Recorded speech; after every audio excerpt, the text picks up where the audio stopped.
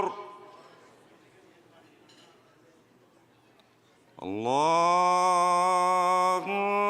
الله أكبر الله أكبر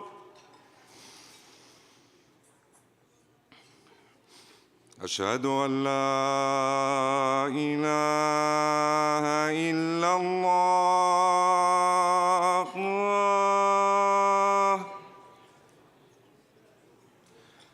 أشهد أن لا إله إلا الله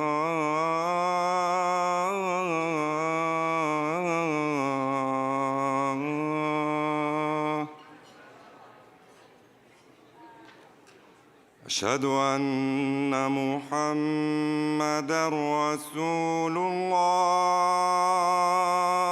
الله أشهد أن محمدًا رسول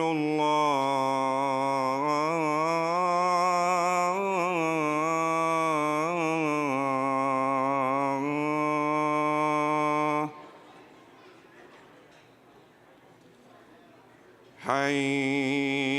حي على الصلاة حي على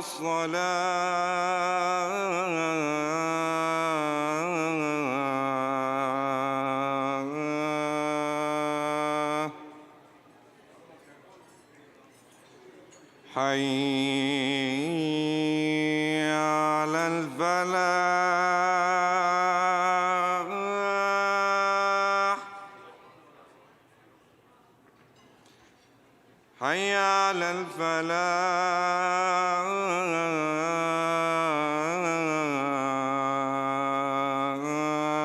الفلاح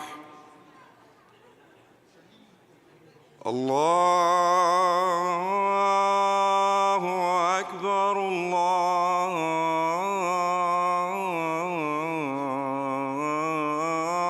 الله أكبر لا إله إلا الله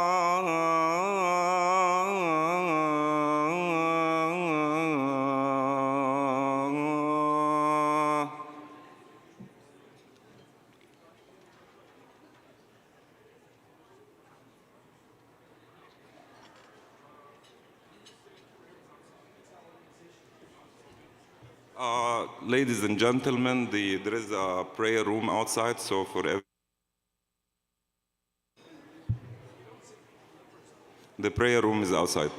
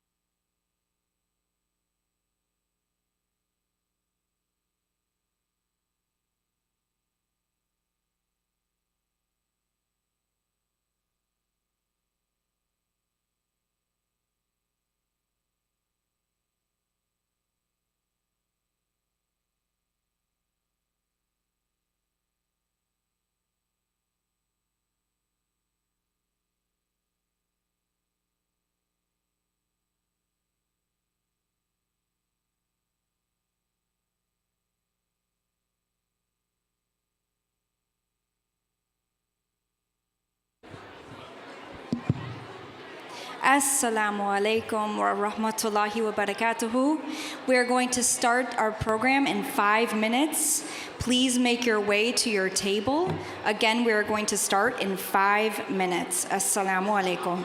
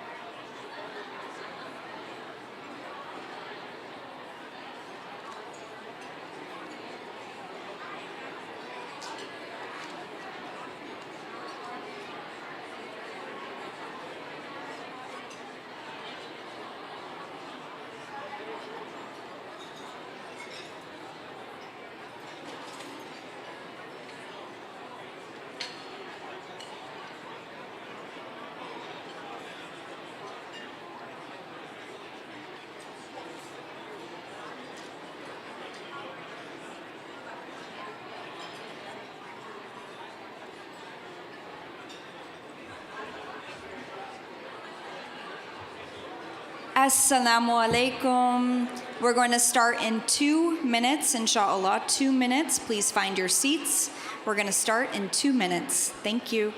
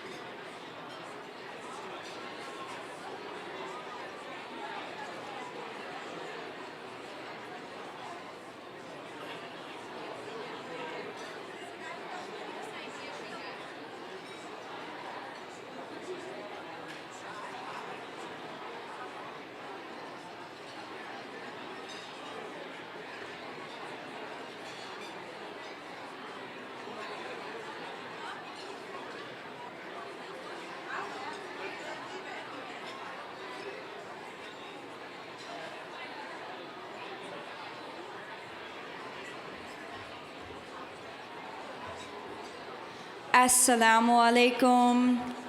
Assalamu alaikum, everyone. Thank you so much for joining us. We are about to start the Quran recitation, inshallah.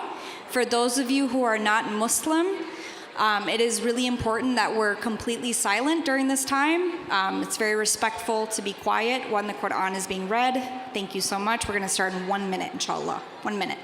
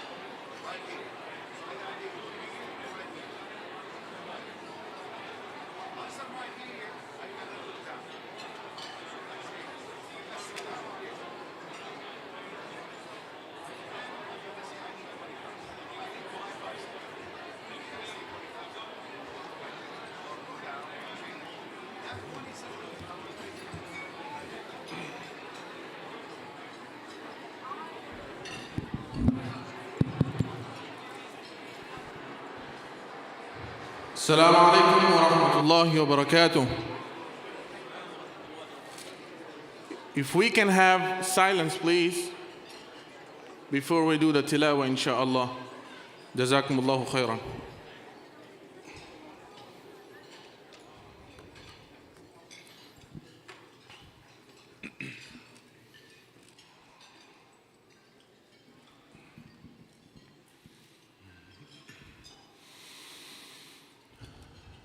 أعوذ بالله من الشيطان الرجيم.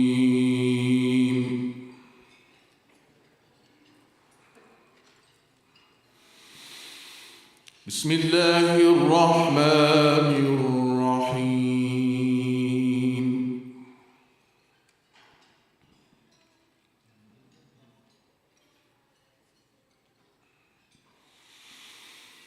مثل الذين ينفقون أموالهم في سبيل الله كمثل حبة أنبتت سبع سنابل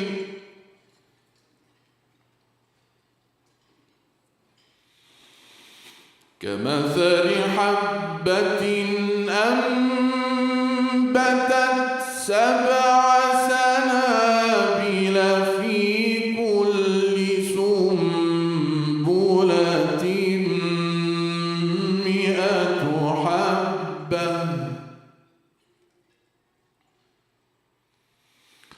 والله يضاعف لمن يشاء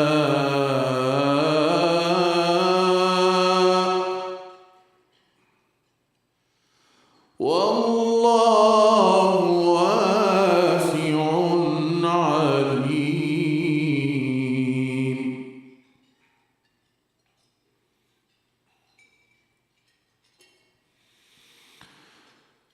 مثل الذين ينفقون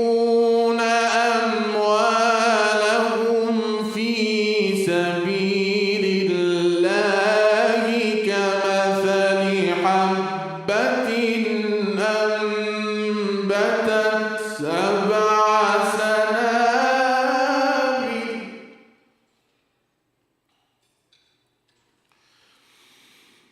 كمثل حبة أنبتت سبع سنابل في كل سنبلة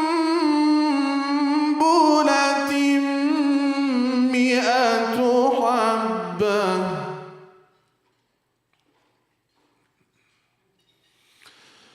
والله يضاعف لمن يشاء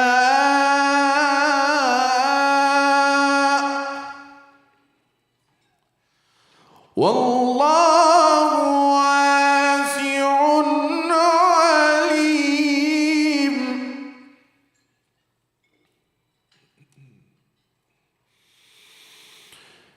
الذين ينفقون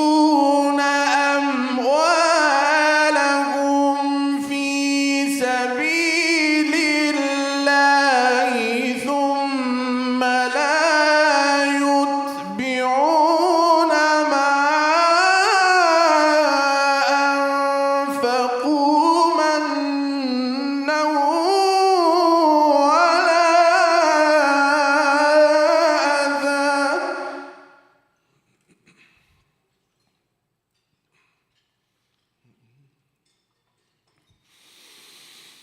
ثم لا يتبعون ما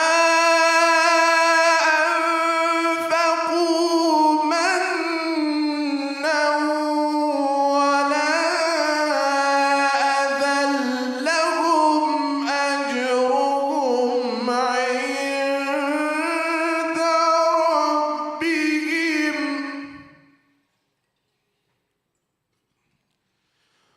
ولا خوف عليهم ولا هم يحزنون.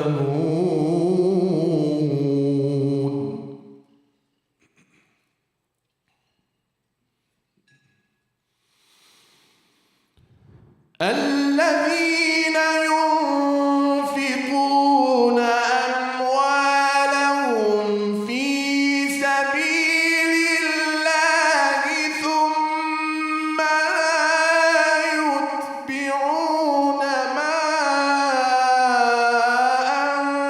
أنفقوا منا ولا أذى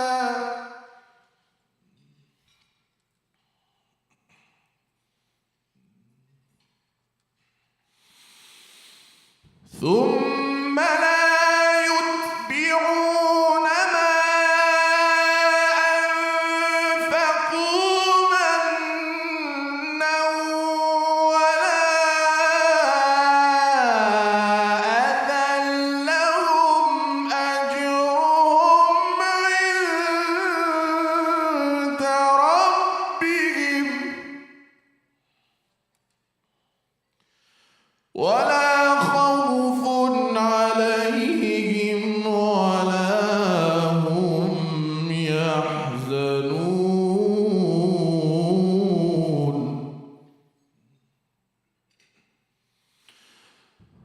قول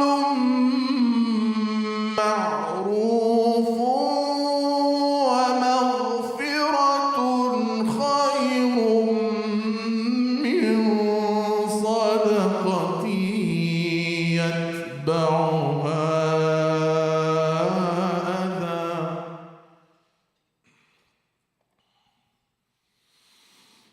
قول معروف ومغفرة خير من صدقة يتبعها أذى.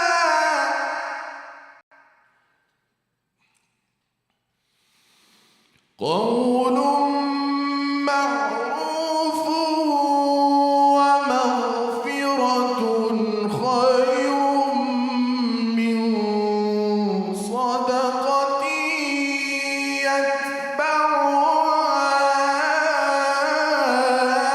أذى.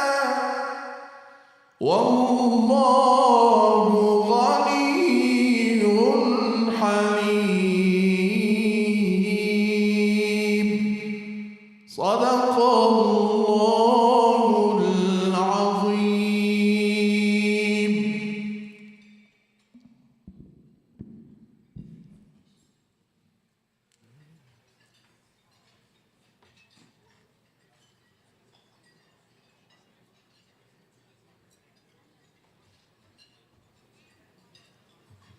Assalamu alaikum wa rahmatullahi wa barakatuhu.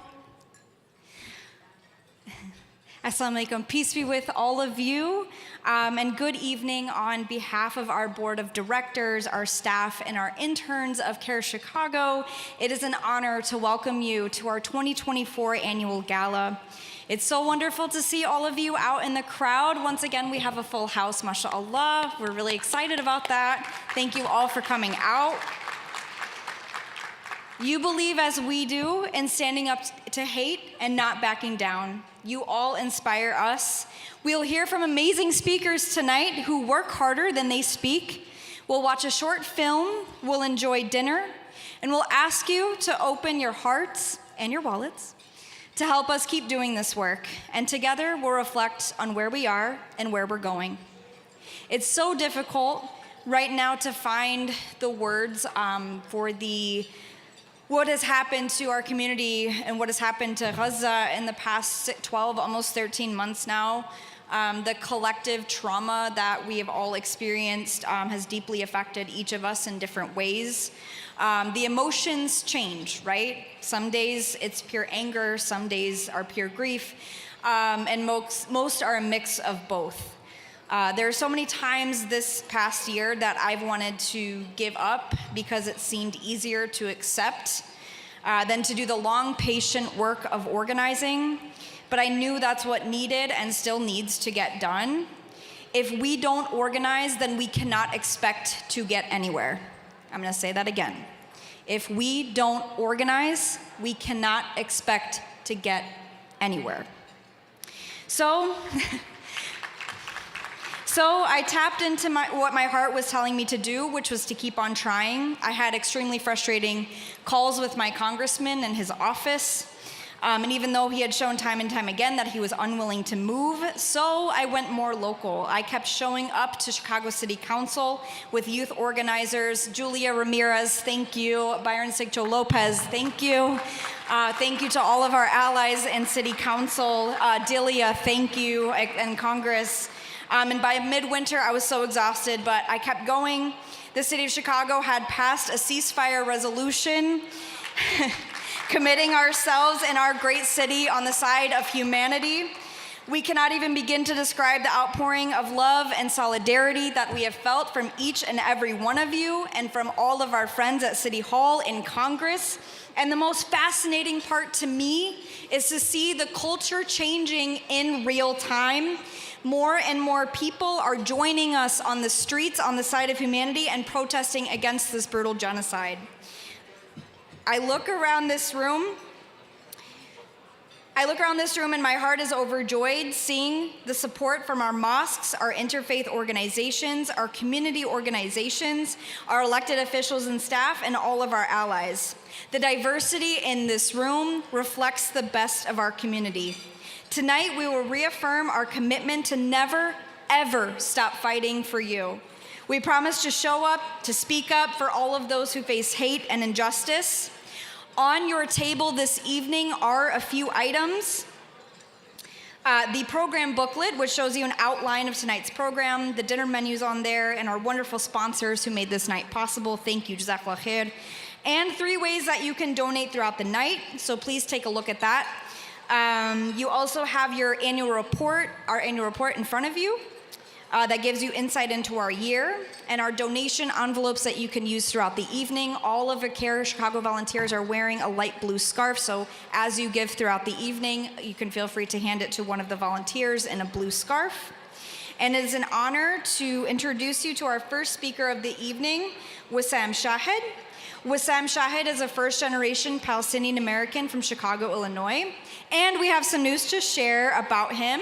Wissam has just become the senior legislative counsel at the Illinois Attorney General's office, where he is the first Muslim, first Arab, and first Palestinian American in the administration's history. Yes. Previously, he was a prosecutor with the Cook County State's Attorney's Office, the second largest in the U.S., named among the Arab American Foundation's 30 under 30.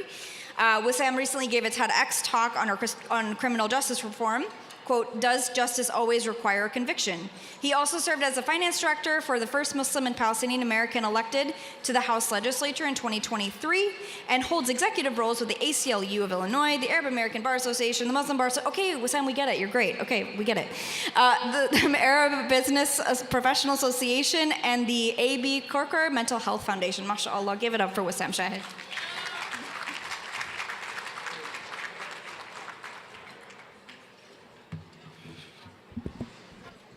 Assalamu alaikum wa rahmatullahi wa barakatuh.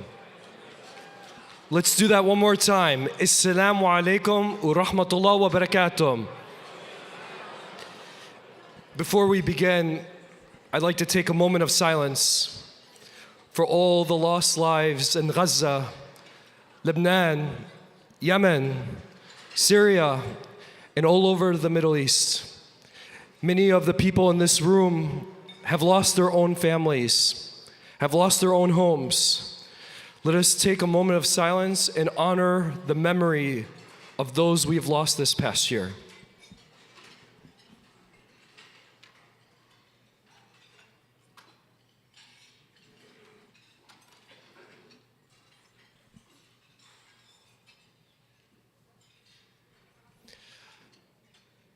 When I was in college at Loyola University, Chicago, I made an unexpected friend. a 95-year-old nun who many of you might know as Sister Jean, a Catholic nun there, who is now today 105 years old. Yeah, mashallah, exactly, mashallah. Every time I used to see Sister Jean, I would always ask her stories, that she was literally a living history book. I used to ask her, Sister Jean, where were you when World War II had just begun? When JFK was shot? When all the protests over Vietnam were occurring? And she would always answer me about how she was serving her community through her faith. During this past year, this moment in history is one of those critical moments that I would ask Sister Jean about as we are witnessing the most documented genocide in human history. And that the images and the stories and the videos that are just coming out of this are indescribable. But for those of you who are joining our community for the first time with us tonight, I want to be sure to tell you something. That the Muslim community in this room and outside these doors are no strangers to challenges that we've overcome. For 20 years, CAIR-Chicago has been the shield for our community, advocating for our civil liberties and our rights, and that justice and equality are not just ideals, but they're a reality for our community. After 9/11 had occurred, Islamophobia had skyrocketed in America, and Muslims were left knowing not what to do. Many who went into hiding, facing discrimination and racism, but not CAIR-Chicago. CAIR-Chicago fought for us in legal battles in the courtrooms, had protected us, amplified our voices in the media. And this year alone, CAIR-Chicago has reported that there has been a 700% increase just in the Chicagoland area of Islamophobia. In my previous role at the Cook County State's Attorney's Office, I had the distinct honor to partner with CAIR through our peaceful protester policy, educating the public on protesters' rights, but also combating Islamophobia as well. And this is exactly where hope comes in. Just as our community has faced countless battles before, especially in the face of hatred, we will do so time and time again through the faith of Allah and with each other. Tonight is about celebrating CAIR, an organization that has given us the tools and resources to fight for justice and to stand tall in the face of hatred. Just like I asked Sister Jean many years ago, I'm asking you all, right here, right now, where were you in this critical moment of history? What were you doing in the midst of this genocide to protect our community and to stop this genocide from occurring? I'm here to tell you right now that there are many ways to act tonight. Support CAIR. Don't just donate tonight. Sign up for their newsletter. Follow them on social media. Amplify the work that they're doing in the best way that you know how. CAIR-Chicago is not just fighting legal battles in the courtrooms. They are shaping the future of our community as a whole. And how do we know that? Well, the living proof is actually outside those doors where you all walked in, that you saw many organizations tabling, and particularly 3 organizations that were just born and created out of the past year. One of them is the Justice Coalition, a federal PAC whose main focus right now is giving voice for Palestinians. Another organization recently is All United, focusing on building local political power and building the next generation of leaders. Also the INSEF Project, who has worked pro bono for free this past entire year on helping evacuate Palestinian Americans and Lebanese Americans out of the horrors that we are seeing.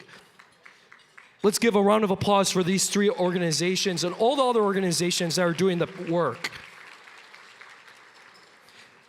CAIR-Chicago has been here for 2 decades, and that's what we're celebrating here tonight. Our community faces this rise of Islamophobia and the threats to our civil liberties. But tonight, we must recommit ourselves to ensuring that justice and the voices of our community are always heard. We must be bold. We must be united. And most importantly, we must have faith in Allah. So tonight, I'd like you all, if you believe in CAIR-Chicago, at this time, if you can pause your eating, and if you believe in CAIR-Chicago, stand. I'm asking everyone to stand if you believe in CAIR-Chicago and the work that they have been doing for the past 2 decades. Stand at this time. If you believe in the values that CAIR-Chicago stands for, stand at this time. Together, we will no longer be just witnesses to history, but we are going to make history, starting with tonight. We will keep the flame of hope alive. Thank you all. Welcome to CAIR-Chicago's 20th anniversary gala. We hope you have an amazing evening. Take care, everyone. Assalamu alaikum.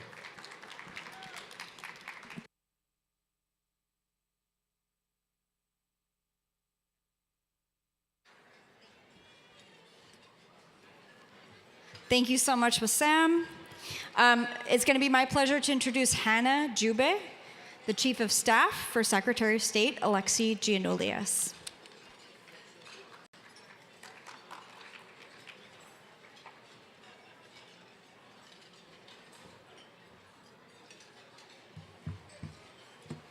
Assalamu alaikum, everyone. It's an honor to be here with all of you this evening. On behalf of Secretary Giannoulias, I extend his deepest and heartfelt apologies that he wasn't able to be here this evening. We had a scheduling change that impacted his participation, but I do have a proclamation for CAIR that I'd like to take a few minutes to read, followed by a short video.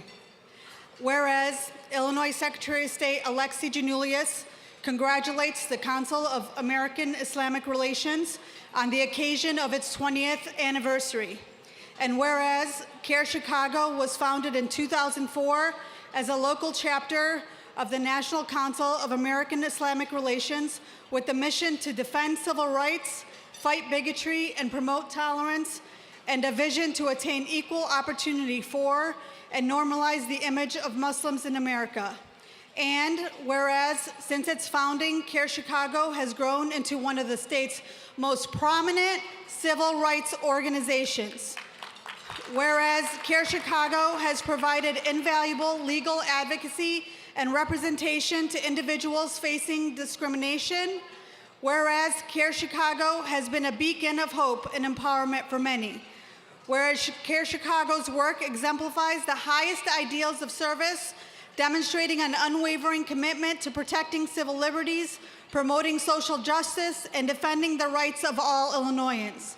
Therefore, on behalf of the people of Illinois, I, Alexei Giannoulias, the Illinois Secretary of State, congratulate the Council of American Islamic Relations on the occasion of its 20th anniversary, commend the organization for its extraordinary contributions to civil rights and justice. Be it proclaimed that a copy of this proclamation is presented to CAIR-Chicago on October 27th. Thank you so much. Thank you. And then the video. Thank you. Yes. Hi, everyone. Sorry I can't be there in person, but I want to take a moment to congratulate everyone on the 20-year anniversary of the Chicago chapter of the Council on American Islamic Relations.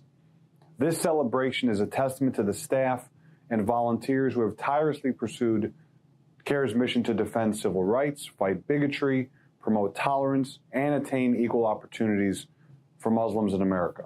Since 2004, CAIR-Chicago has grown to become one of the state's most prominent civil rights organizations, leading the charge in advocating for justice and equality for all Illinoisans, regardless of faith, race, or ethnicity. The chapter has continuously sought to ensure that the principles of fairness and justice are upheld by providing crucial legal advocacy and representation to individuals facing discrimination. It has strengthened community ties through its wide array of outreach programs and public education initiatives to aid members of the Muslim community. But perhaps most importantly, CAIR-Chicago has served as a beacon of hope and empowerment, encouraging civic engagement by assisting members of the Chicago area in understanding and utilizing the political system. As we mark this significant milestone, let's also look to the future. Together, we must continue to build a stronger, more inclusive city and state by promoting tolerance, advocating for equal justice, and empowering those around us to achieve their goals. Thank you all for all that you do, and congratulations on 20 important years of advocacy and service. Here's to many more.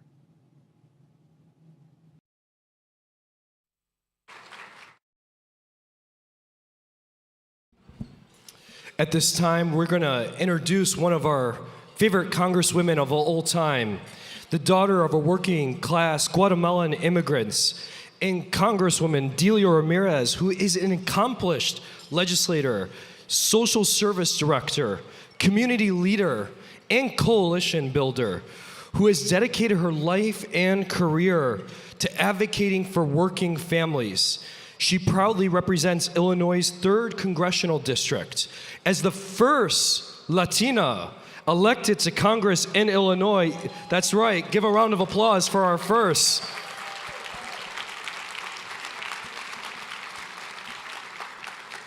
Fun fact, it's not just Illinois, but the entire Midwest as well.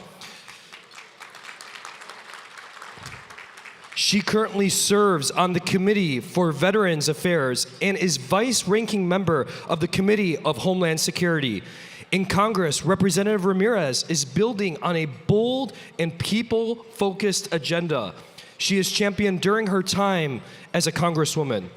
As the only member in Congress in a mixed-status family, she is leading the fight for comprehensive immigration reform and finally making a pathway to citizenship for dreamers like her husband, who's joining us here tonight. Representative Ramirez, yes, recognize. Red velvet suit, it's classy look. Representative Ramirez understands the challenges in working class American citizens, which is why she is a staunch advocate of housing, for human rights, for health care for all, climate change, and the fight to preserve and protect our democracy. This biography doesn't even do her justice, and all the work that she's been doing, not just for American citizens, but for our community as well. And particularly, something special to note here tonight was Congresswoman Delia Ramirez was instrumental in passing House Resolution 942, what many of you know as the Wadia Act.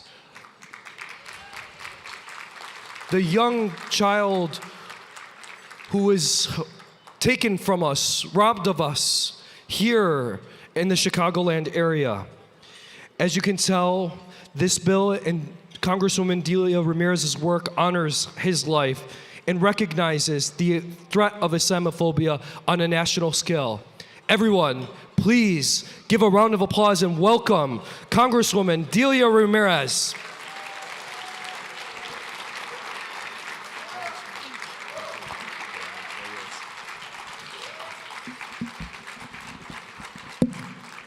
Assalamu alaikum. Buenas noches. It is so good to be with you tonight. It is such an honor to be here with CAIR-Chicago. I want to thank you for the opportunity to speak with you And I want to say to you that it is not just an honor, but it is a privilege to congratulate you on your annual gala, Momentum, 20 years of service. This important milestone reflects CAIR-Chicago's achievements in advancing civil rights, challenging Islamophobia, and fostering solidarity across our diverse communities. In my work, I am often reminded of the Maya Angelou quote, "No one is free until all of us are free." No one is free until all of us are free. In Chicago, in Gaza, in the West Bank, all of us. This quote captures the heart of solidarity, and it motivates me to continue working alongside CAIR and the Muslim community as we fight for peace and for justice locally here in Chicago, but also globally. My commitment to social justice and solidarity comes from my family's experience. Some of you have heard my mother crossed the border pregnant with me. As a little girl, she would often, especially when I would misbehave, remind me that she nearly drowned in the Rio Grande so that her daughter could have the life she never had. You see, that woman who sacrificed so much, she taught me the values, the many values that you teach your own children, of community, of service, of faith, and hard work. And you see, my faith community has taught me to be an instrument of peace, a champion of our shared humanity, and a defender of the vulnerable. My faith compels me to continue to pray and work for an arms embargo. My faith compels me to continue to fight for an immediate, permanent ceasefire, for hostages to be returned, and for relief, and for freedom and self-determination of all Palestinians, and for a path forward that recognizes that Israeli and Palestinian futures are intertwined and interconnected. My faith compels me to act. Instruments of peace, my friends, they do the work in prayer and they do the work in policy. And that's why just a year ago, just 7 days after October 7th, when Wadea Al-Fayumi, a 6-year-old boy that we loved, that this community loved, was a victim of anti-Palestinian hate instigated by dehumanizing rhetoric, we had to act. And in partnership with the Muslim Civic Coalition and so many of you here, including CAIR-Chicago, leading the way. Delia Sayed, who I know is here too, leading the way and making the calls every week. With Congresswoman Lauren Underwood and others, we filed the Wadea resolution, which I am pleased to report that under the leadership of Senator Durbin, it passed the Senate last month.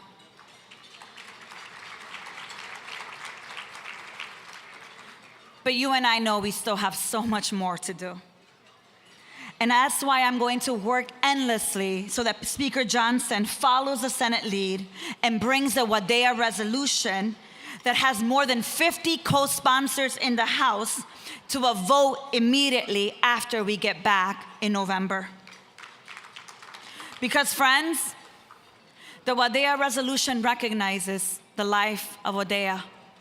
It also recognizes the responsibility that elected officials and the media have to ensure they stop misinformation, they stop the bigotry, and they stop the rhetoric that is killing our children around the world.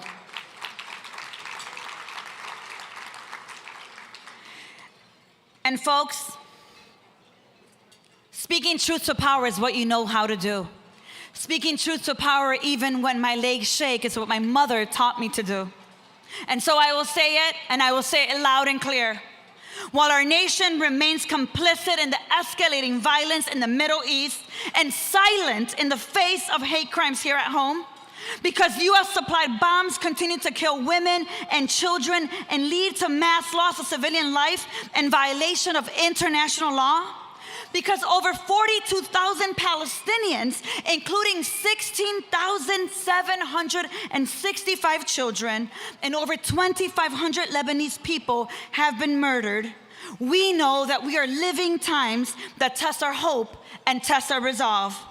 But we also remember that we are not alone, and we will continue to organize until we get to a place of peace and a place of justice. So, CAIR-Chicago, I am proud to stand with you tonight, and I am proud to stand always with you in solidarity. Because when you hurt, my family hurts. When your community is dealing with the most devastating experiences and a genocide, the entire world is experiencing the impact of that genocide. And I want you to know that there may not be too many of us in Congress that are willing to speak truth to power. But those of us that are there will continue to stand alongside with you, and you will continue to organize so there are more of us who are willing to speak truth to power in this moment. So as you celebrate more than 20 years of service, I can't wait to see the way you will continue to organize, the advocacy you will do over the next 20 years. And I want you to know that I will be there to support you. So let us continue to be an instrument of peace, to love where there is hate, to forgive where there is injury, to hope where there is doubt, and to speak truth to power. Let us pray. Let us protest. Let us challenge the policies that destroy life, and let us be light and love in dark times and dark places. In Wadea's honor, let's affirm our shared humanity. Let us fight for de-escalation and a permanent ceasefire in a world where all children live in peace without fear or violence. Thank you, and have a wonderful night.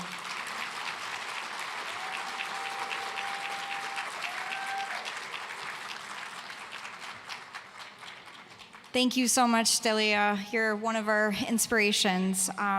Just a reminder, folks, when we have guests up here, it's polite of us to be quiet. So just a reminder that when we have our guests speaking, just tone it down a notch. Thank you. It is my absolute pleasure to introduce our third speaker of the evening, Mr. Fayaz Hussein. Mr. Fayaz Hussein is a corporate attorney and litigator who most recently worked in senior global positions for pharmaceutical companies such as Abbott Labs and Baxter Healthcare, where he led global teams on transactional matters as well as international anti-corruption and compliance investigations. Fayaz started his legal career working for the law firm of Winston & Strawn LLP. Fayaz has engaged in multiple pro bono efforts over his career, starting with securing political asylum for a student facing persecution in his native country of Eritrea due to his Christian faith. Early on in his career, Fayaz also led a team of lawyers on behalf of a Palestinian American in filing an amicus brief before the U.S. Supreme Court on a key immigration matter, and has also worked on a pro bono matter for CAIR-Chicago. Fayaz currently serves as senior advisor for Muslim Public Affairs Council, and has previously served on the board of Muslim Advocates, a national legal and advocacy organization that works on the front lines of civil rights. It's my pleasure to welcome Fayaz Hussein.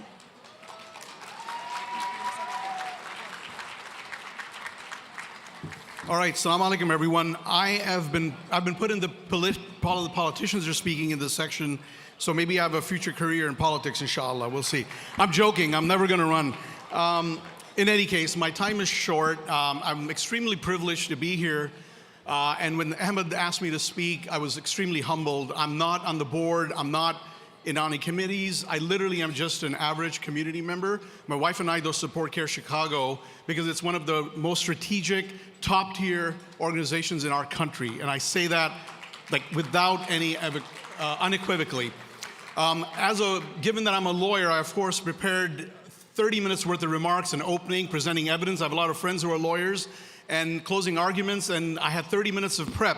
And Ahmed Rahab, who's walking across the stage, who's very strategic always, said to me, Fayaz, you have 5 minutes, that's it. So I'm gonna have to compress everything I have to say in 5 minutes. A lot of talk about Gaza. I'm going to let other speakers as well address it. But you know, we think we are in a safe state in Illinois, for example, where we had Delia Ramirez, representative, just speak.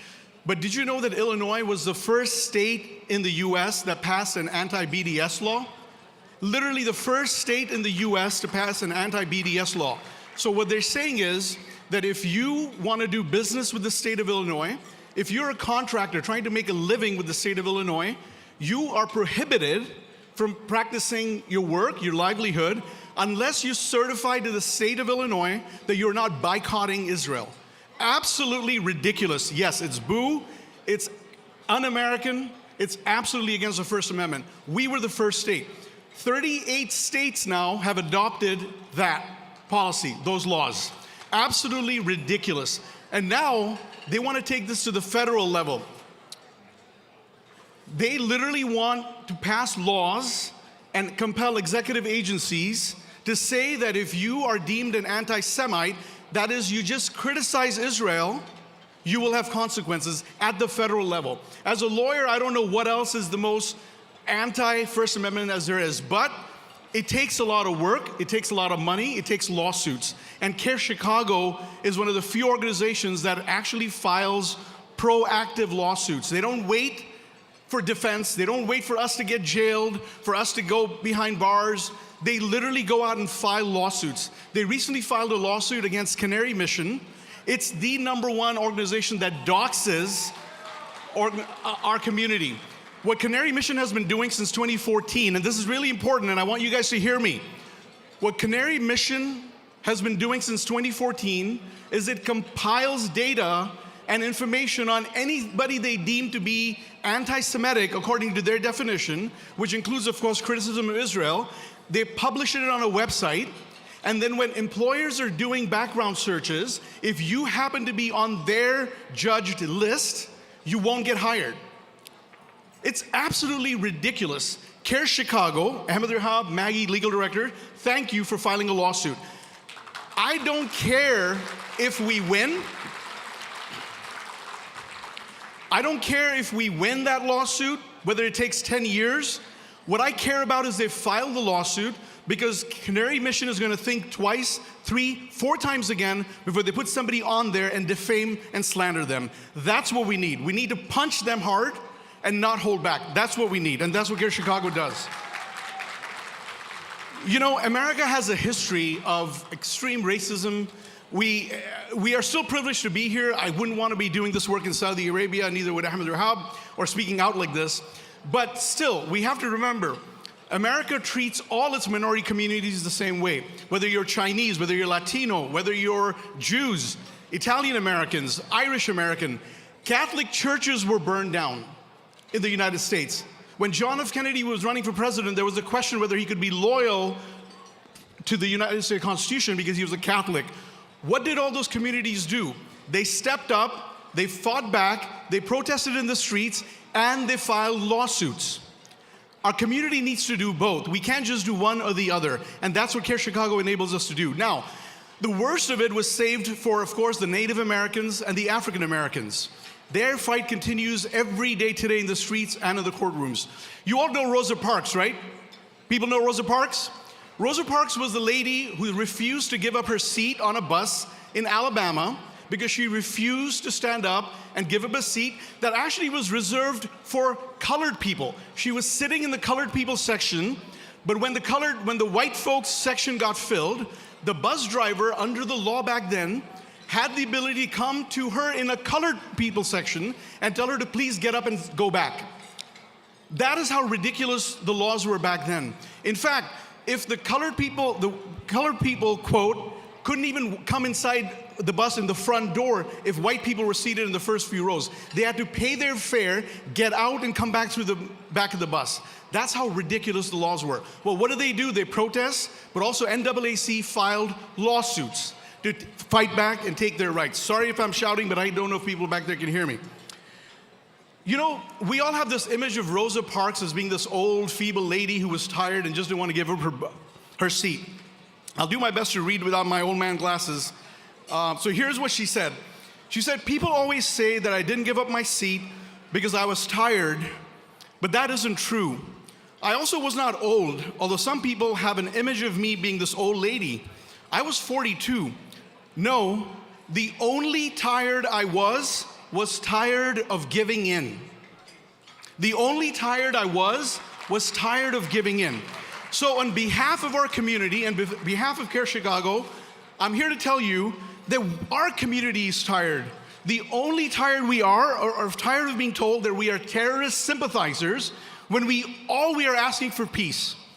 I'm tired of being told and being discriminated against, and our Muslim brothers and sisters losing their jobs because they post something on social media that says we stand with Palestine.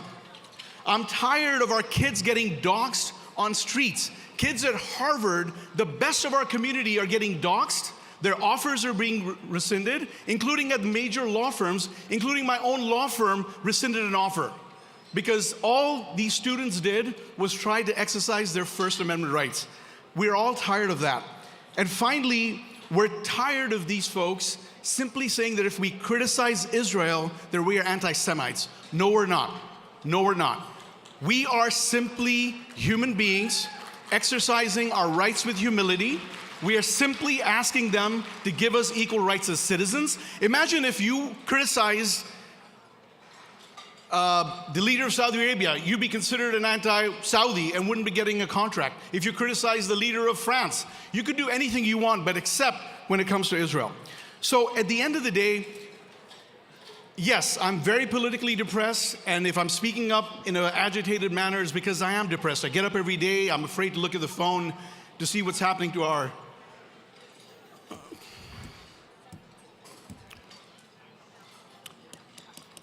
brothers and sisters in Gaza. But, you know, as the Hadith reminds us, this is our faith.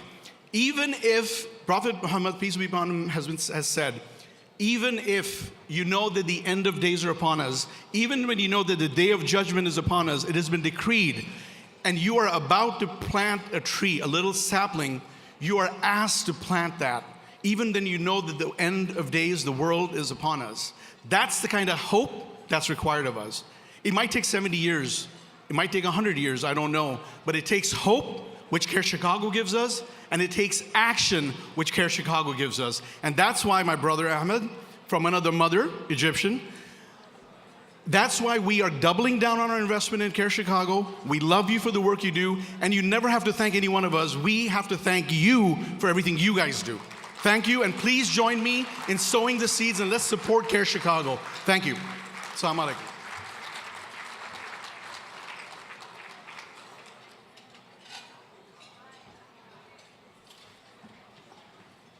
Thank you so much, Fayaz, one of our longest time supporters. Thank you so much. Okay, so quickly, we do have a surprise for you all.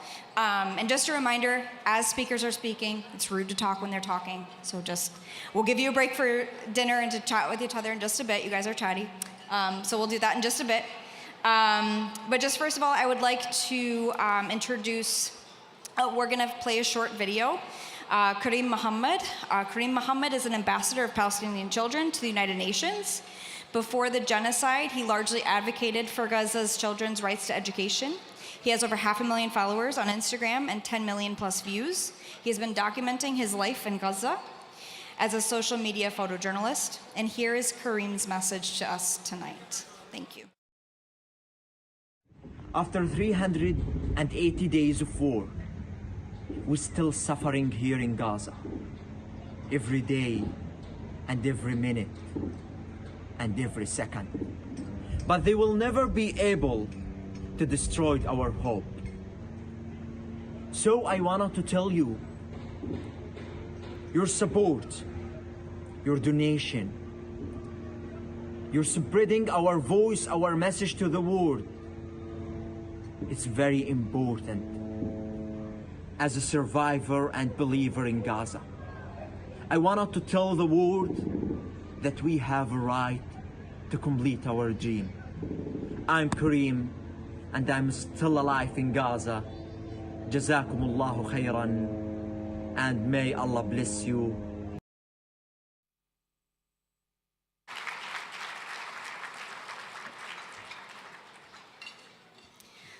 Huge shout out to Kareem Muhammad. Thank you, Kareem. Okay, so we're going to take a short break now, about 10-15 minutes. Please finish enjoying your dinner and talk to each other. Now is the chance to talk to each other. So we'll come back together in about 10-15 minutes, inshallah. Thank you.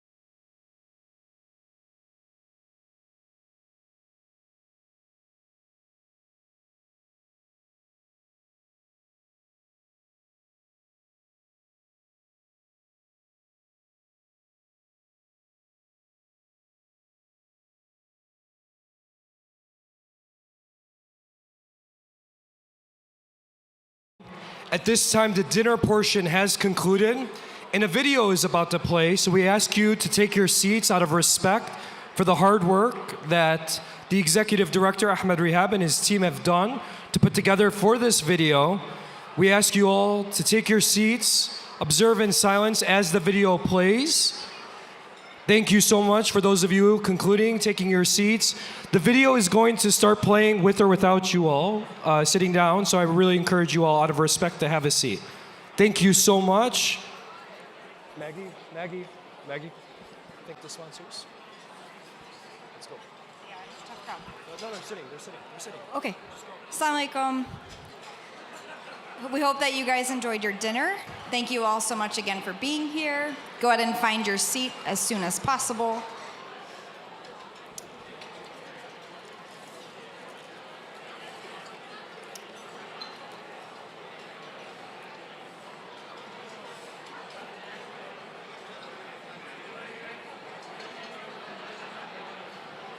Please go ahead and take your seat as soon as possible.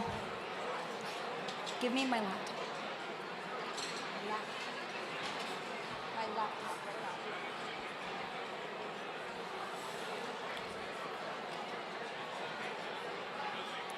Please go ahead and take your seats, everybody.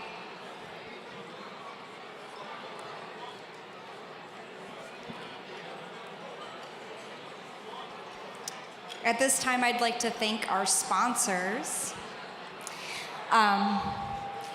Thank you so much to our special project partner this year, the Sanctity Project. Thank you so much, Sanctity Project. Okay. And at the diamond level this year, we have Zakat Foundation. Zakat Foundation's in the house. Thank you. Mosque Foundation is in the house.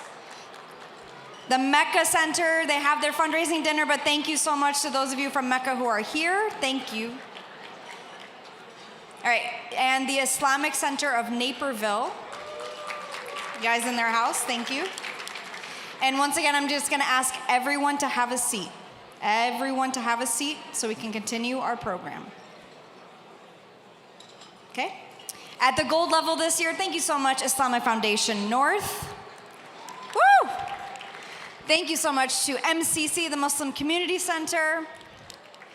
Thank you so much to the Orland Park Prayer Center, OPPC. To the Downtown Islamic Center, DIC. To ICCD, the Islamic Center of Des Plaines. To Momentum Foot and Ankle Clinic. To Pious Projects. To MST Law. To Ifanka, I know Ifanka is in the house. And Atlas Consumer Law. Jazakallah khair. Thank you so much for your support. And once again, I'm just gonna ask all of you to please have a seat. Thank you so much. We're gonna continue on. At the silver level, thank you so much, Islamic Center of Wheaton. Thank you, Islamic Center of Wheaton, ICW. Thank you, Ileana, coming all the way from Indiana. Thank you, thank you. Thank you to MPI Media Group and Watermelon Pictures. Thank you.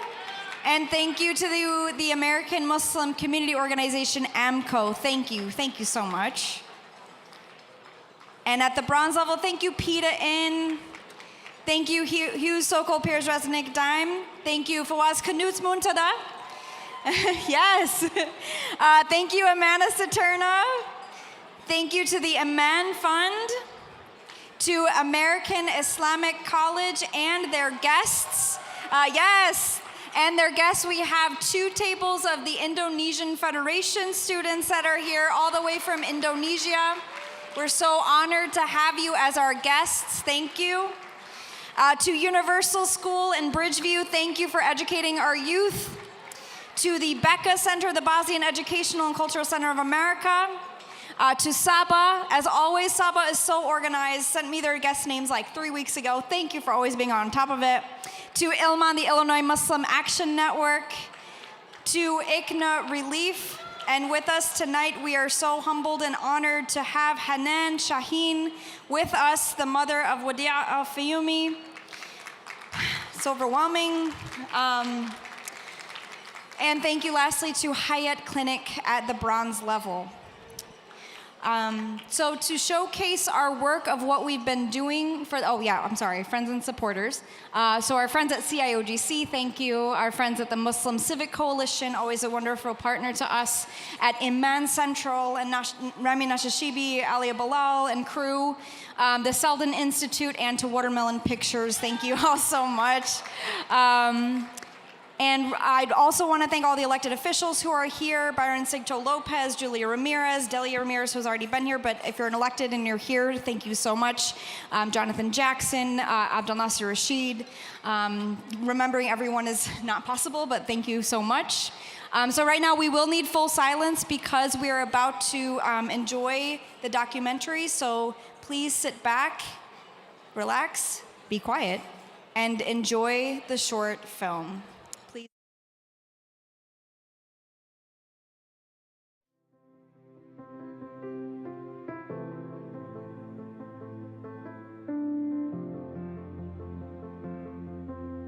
I joined CAIR-Chicago this year from West Palm Beach, Florida. I'm from Hyderabad, India. Albany, New York. Bettendorf, Iowa. St. Louis, Missouri. Cairo, Egypt. Brooklyn, New York. Waukegan, Illinois. Whether from the Chicagoland area, from around the country, or around the world, we've been honored to serve you with our best and brightest. For 20 years, waves of staff, board, interns, and volunteers have joined talent and skill to build power, access, and influence for our community right here in the great state of Illinois. CAIR-Chicago says their mission is to defend civil rights, fight bigotry, and promote understanding. This is a time-tested Chicago institution built with your support.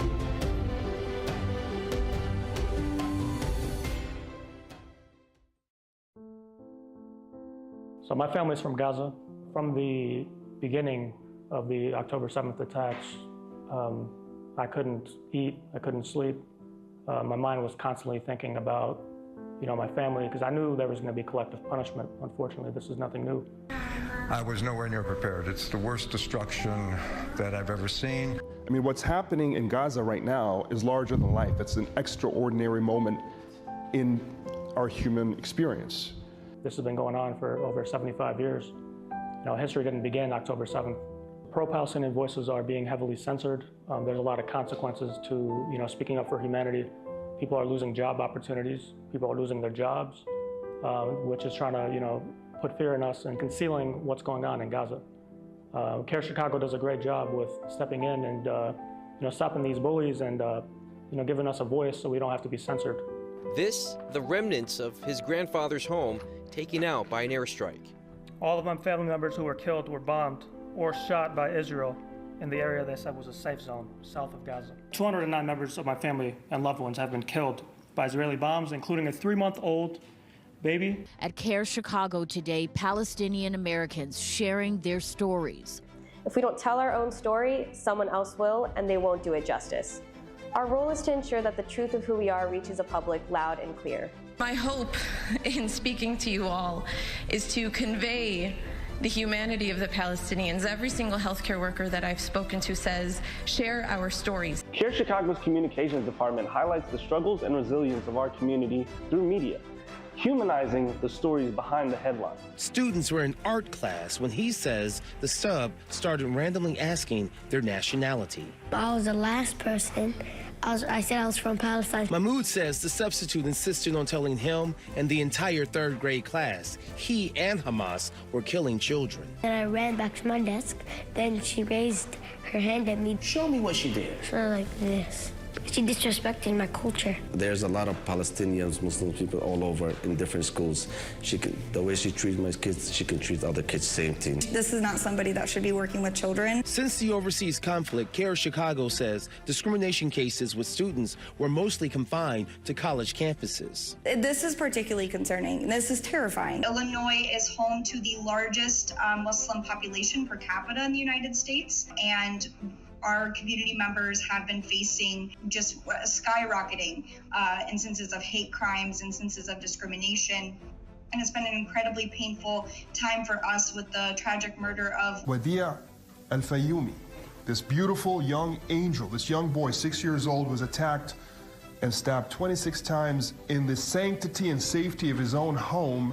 We're never going to forget the atmosphere that was created that still lingers today.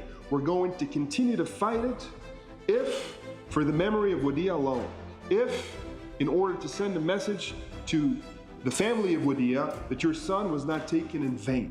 College presidents who have equivocated on the noxious anti-Semitic atmosphere on their campuses. What we're seeing today is sort of a misrepresentation of what a lot of these student protests and pro-Palestinian voices are actually saying. If we wanted to know what they're actually saying, all we have to do is to listen to them or to ask them. Instead, we see a lot of effort out there to put words in their mouths or to say, no, this is not what you're saying, this is what you're saying, and this is why you should be censored. That is censorship. It is attempting to silence voices who dare stand with Palestinians and who dare amplify their very just and legitimate grievances, historical and contemporary. And there tends to be a monopolized line in the media in terms of the wall-to-wall coverage in the mainstream media, as well as from statements from most, if not all, politicians that focus on only the Israeli perspective. And there's zero of that given to the tens of thousands, many more, who are killed in Palestine by Israel and its military, with our support and our funding and our weapons and our tax dollars, including 6,000, if not more, children. And so when there's nothing said about that, no condemnation, no statements, no media coverage appropriate enough for the occasion, then we see this lopsidedness. And on top of it, when we try to fill in this gap with our own activism, our own social media, then there's punishment and there's smearing and there's censorship and doxing of students. Earlier today, we heard from Chicago's Committee on American Islamic Relations, or CAIR, an organization that is standing in solidarity with student protesters on local campuses and across the nation. We refuse as students to be complicit in our government and our institutions and our universities that are not only actively supporting this genocide, but they are profiting from it. These young people are the true leaders in this country in this moment, while those who have been tasked with leadership by virtue of being elected into office have shirked that responsibility and have turned their back on the American people. The message this morning is quite clear to all parties in this country, to all elected officials, that the soul of America is at stake. This past year, we have sent demand letters to hold universities accountable and ensure First Amendment rights of students are protected. We administer Know Your Rights trainings and provide specific guides for protesters as part of our advocacy efforts, making sure that our community is informed and empowered. And I want to thank everyone in this room for everything that you've been doing to give a voice to the voiceless. Our Civil Rights Department is a one-stop shop dedicated to defending the rights of Muslims facing discrimination in Chicago. From fighting racial profiling to addressing workplace harassment, our legal team works tirelessly to ensure justice is served.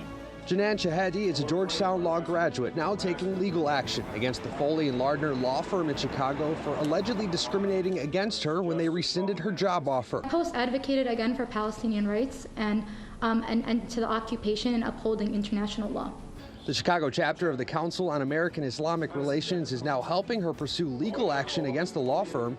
Our work at CAIR-Chicago is deeply rooted in Islamic values, and we take utmost pride in representing, protecting, and defending the civil rights of our community. We're very clear in what we stand for. We stand for the human and civil rights of everyday human beings. Our strategy is not only to defend our community against civil rights violations, but also to go on the offense against bad actors. Like suing Canary Mission and StopAntisemitism.org. Two outfits that have long bullied, harassed, and doxed Palestinian and Muslim students and employees in an effort to chill free speech by threatening their careers and livelihoods. The strength of our service is rooted in this dedication. Our clients and our community are always at the heart of what we do. Whether it's defending civil rights or fighting systemic injustice, we make sure that no one is ever standing alone. CAIR-Chicago is here, always ready to support and uplift those who need us the most. CAIR-Chicago stands firm in protecting the rights of those who speak truth to power. No one should be silenced for advocating for justice, and we are here to ensure that their voices are heard. We're 100% community funded, and we're so fortunate, alhamdulillah, praise God, that we're able to have such a supportive community, and a community that generously donates to us so that we can continue offering all of our CAIR-Chicago services completely free to our clients. At CAIR-Chicago, we prioritize being present. We are not just an organization, we are a resource and a partner for the people. Whether it is organizing events, offering education, or responding to crises, we're always there on the ground, side by side with our community.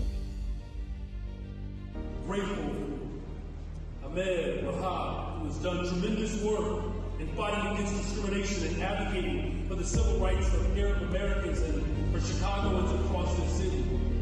It is important, when challenged, to remember who we are as a people and to stand on our values and principles, the most important of which are the 3 C's: moral courage, clarity, and consistency.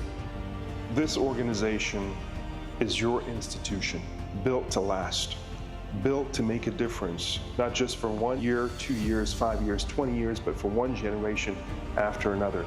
It is an organization that is defending our civil rights, that is promoting our interests, is advocating for what is good for community, society, and country. Only with your support can we make this dream continue to be a reality.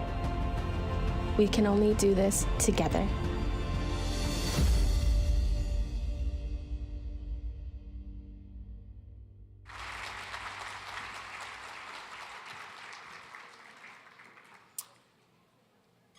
Thank you so much, everyone. Our next speaker needs absolutely no introduction. Please welcome Executive Director Ahmed Rahab.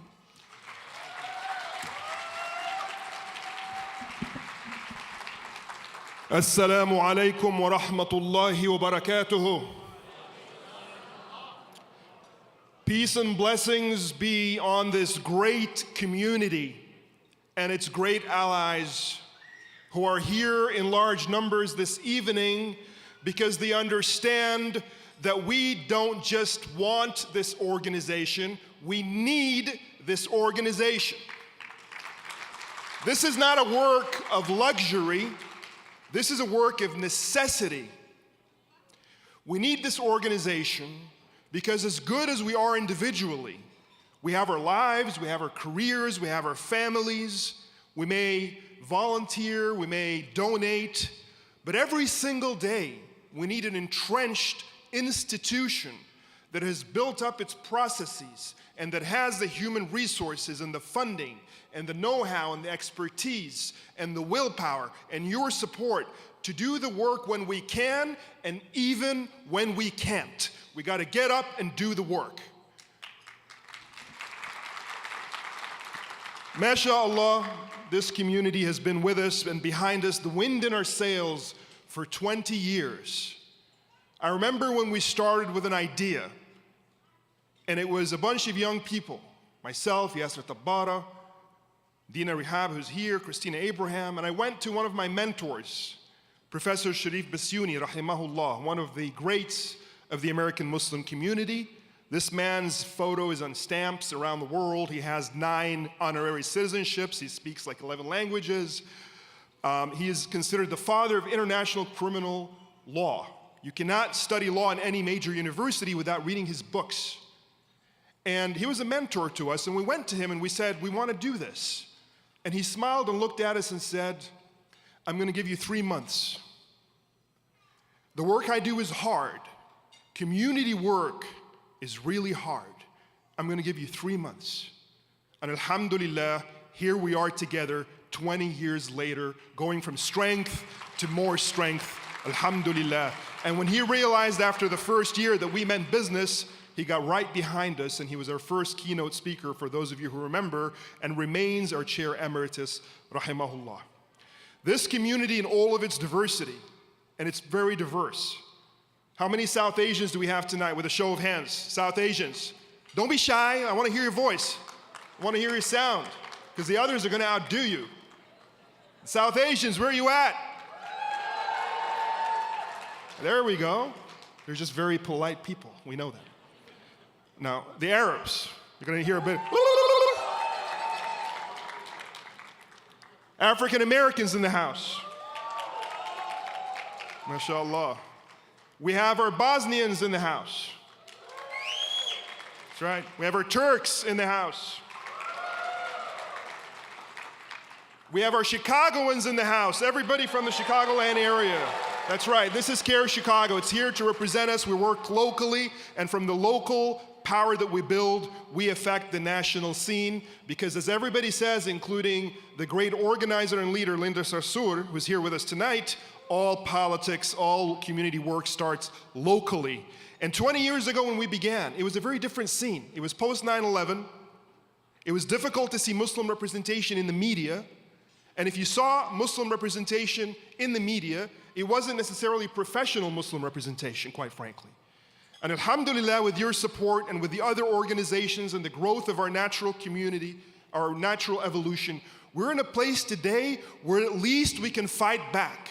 We're still not where we need to be. There's more work to be done. But we have our resources and our power centers, including this institution and all of the masajid, too many to mention, all of the organizations, too many to mention, all of the university professors, and everybody who is here to support. This is the wealth of CAIR-Chicago. It's not just the staff, it's the community behind it. And I ask you, those who are studious, this is a Muslim community, we love to study, we love academics. If you have a test, two people have a test, and one, they make dua to succeed, and the other studies all night, all year. Which of the two is doing dua, is asking God for help? Don't be afraid, I'm not gonna pick on you, you can just blurt it out. The guy who's studying? It's both. It's not either, it's both. In our tradition, and I say this because I want you to always remember the Islamic in the Council on American Islamic Relations.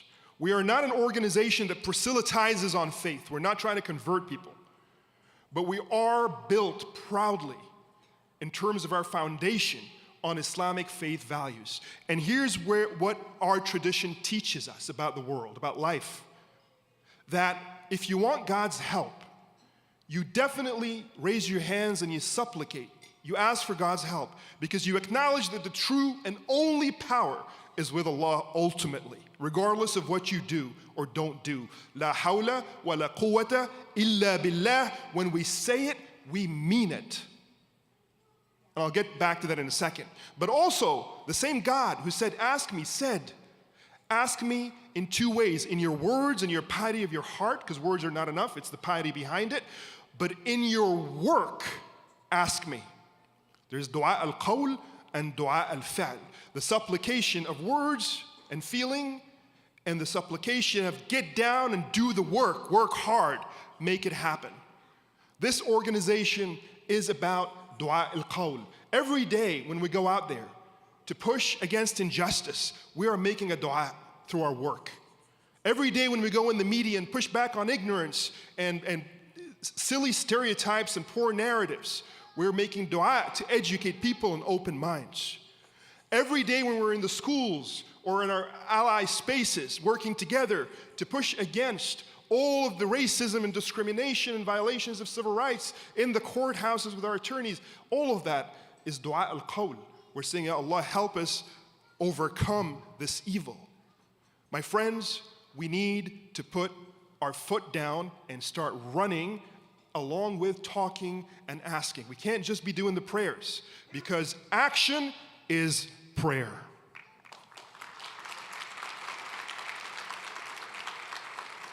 We do talk about the 3 C's. We're founded on this Muslim principle of moral courage, clarity, and consistency. Courage is necessary because it is a scary world. When we began, we know this. A lot of people, rightly or wrongly, had their heads down. They didn't want to be on those blogs with their pictures and their addresses. They didn't want their careers to be affected. They don't want to lose their status in this country. They're filing for permanent residency or citizenship. They didn't want the FBI to knock on their doors. They were afraid there was a chilling effect to push back on the injustices. We need the courage to not be afraid and to move forward responsibly, intelligently, but powerfully to claim what is ours, our rights. We have rights in this country, but they're only as good as your ability to fight for them. Never forget that. Every community before us reminds us of this fact, particularly the African American community whose shoulders we all stand on. And then there's the clarity. We need to understand the larger narratives. We can't lose ourselves in the forest, in the trees. We have to sort of zoom out and see the forest.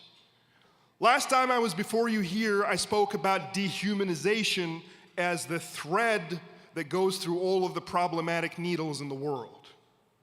Dehumanization is what's behind all of the horrible things that all of our communities fight against, whether it's slavery, once upon a time, Jim Crow after that, discrimination today, anti-black, segregation, all of those things, whether it's the ethnic genocides, whether in Africa or in the United States, against Africans or against Native Americans, whether it's colonization, whether it is wars that are part of the military-industrial complex, whether it is the Islamophobia that we've seen or anti-Semitism in Europe, whatever it is, behind it is the sense that your humanity doesn't really count for much.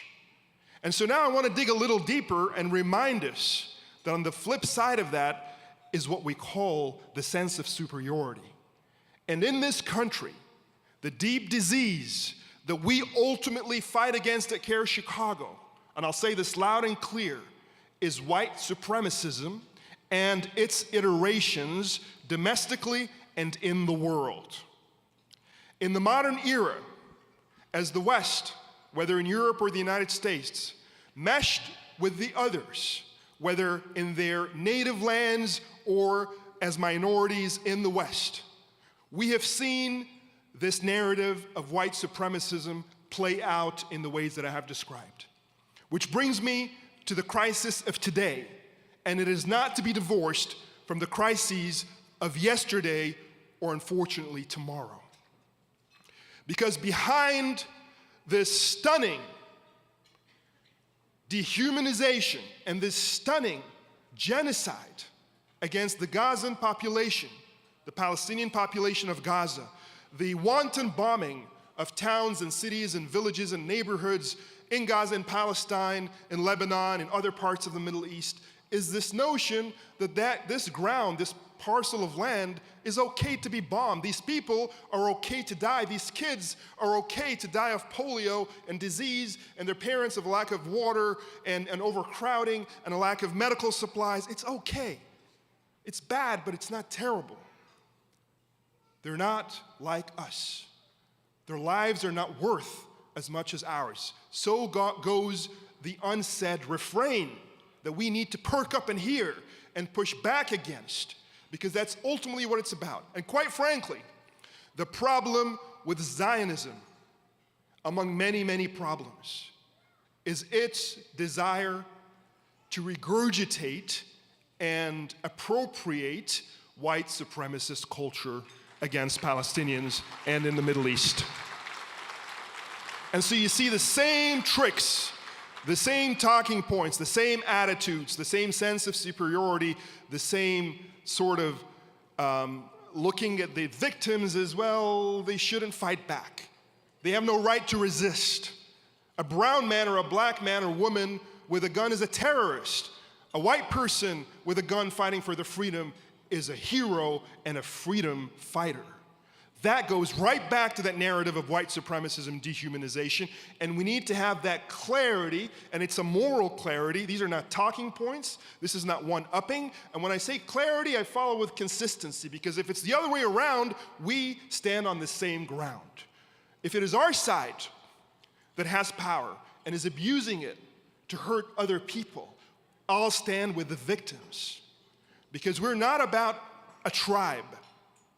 This religion has never been about who is your brother biologically, or who has the same color as you, or who was born in the same area. It's always been about standing for what's right, what's true, what's just, and those who do so with you, that's your community, that's your ummah, that's your tribe. And in this vein, I want to thank our Jewish brothers and sisters who are here with us tonight, who have straddled these fences to stand with what is right and what is good, not with what tribe I belong to. And the Christians and the Buddhists and the Hindus and others who have done the same, that is what gives us hope. And so where do we go from here? As we've built this institution, we have, quite frankly, with limited resources, dedicated ourselves to being a shield to this community. And we've had, alhamdulillah, with the grace of Allah, first and foremost, so many successes. But they've been defensive in nature. Now, as we conclude our 20th year, we're getting ready for a new phase where we hunt the hunters. We come after the offenders. We don't wait to beat them at our gate, but we're going to defeat them at their own gates. That's what we're trying to do, and that's what we need your support for tonight.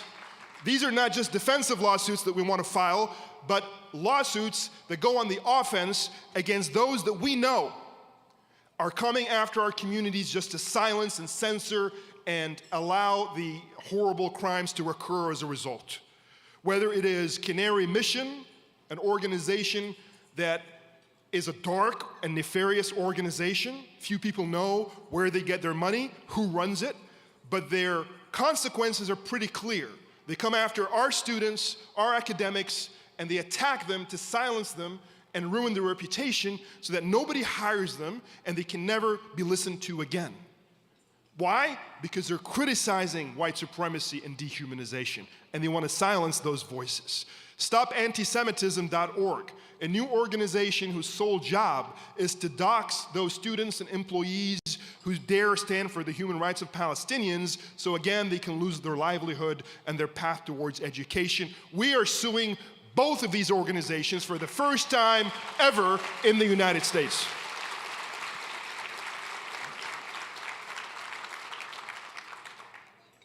As I conclude, my dear brothers and sisters, I want to remind you of the following. Back to what we said, La hawla wa la quwwata illa billah.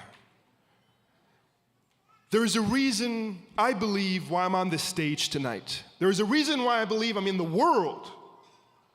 There is a reason why you are in this room tonight. There is a reason why you are in this world. God has a plan. La hawla wa la quwwata illa billah. We have to perk up ears, brain, eyes, tongue, heart to God in what we do. We understand the following truth, that no human being or entity has true power. Only God has the power. He may allow or designate or delegate a degree of seeming power to a group or a person, whether it is a strong leader or a military or a law enforcement agency or a media corporation, whatever it is, to test them with the power that they've been given and to test their victims with the powerlessness or the difficulties that they face as a result of their abuse of power.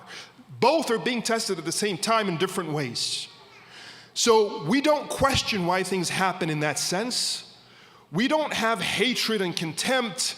We're not wailing and throwing our arms in the air confused and why is the world the way? We get it. This is the dunya. It was always meant to be this way. We're all being tested. Instead, here's what we do. When we don't have the power, and we know that that is our test, we work to succeed in that test through sabr, which doesn't mean patience. It means persistence. That's what sabr really means. It is not an inactive status. It is an active status, as Sheikh Fathullah rahimahullah always said, and we have many people here. It is an active status. We persist and we do the salah, the prayer, in words and in action, and we strategize and we work hard to build to get that power. And while we don't have it, we go to Allah in our weakness. And if we succeed, even if we lose, we succeed. Even if we lose in the dunya, we have succeeded the test. That's the ultimate point. And those with power, even if they win a parcel of land, even if they win a battle, even if they win the airwaves for a period of time, and they fail in their test and they abuse their powers, they have lost in their win. And so the only thing we're responsible for is to do our part with ihsan, which means the best that we can do. That is my promise to you as I leave the stage. That's always been the standard for CAIR-Chicago. We will do the best that we can do. We will not cut corners in a documentary, in the program booklet that is before you, in the annual report, every page, every paragraph, in every lawsuit that we file, in every office, in the furniture that's there. Every little detail matters to us because it all adds up. We will never cut corners. And what I ask you as I leave the stage, please do ihsan in your giving and in your support. Don't cut corners, don't check a box, don't just give from your heart, feel the necessity of what we're doing, and give as much as you can so you can empower us to win the battle of the dunya and the akhirah, inshallah. Thank you, wassalamu alaikum wa rahmatullahi wa barakatuhu.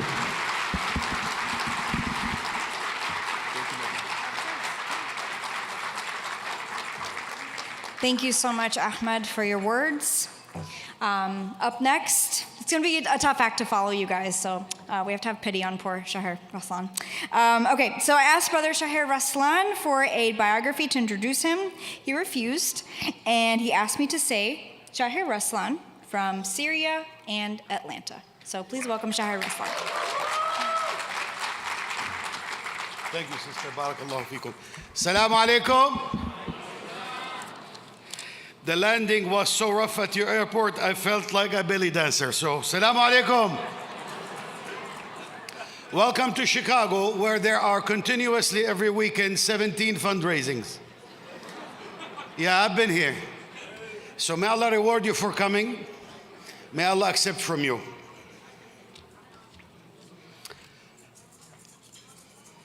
Prophet Muhammad teaches us, if you do not thank people, you do not thank Allah. So give a big hand to the people who are serving our food tonight.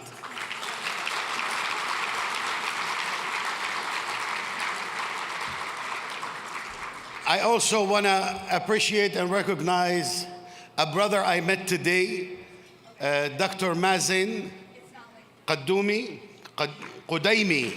Brother Mazen, you need to stand up. You are the biggest shot in CAIR. Give him a big hand. Barakallahu feekum. The brother has worked for the past 20 years. It cost him his hair.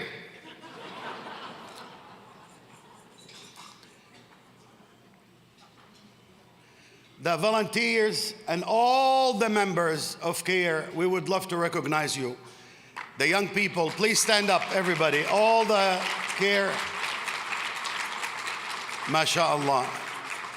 Are they the ones with the blue uniform? MashaAllah. And now it's time to celebrate the VIPs of this meeting.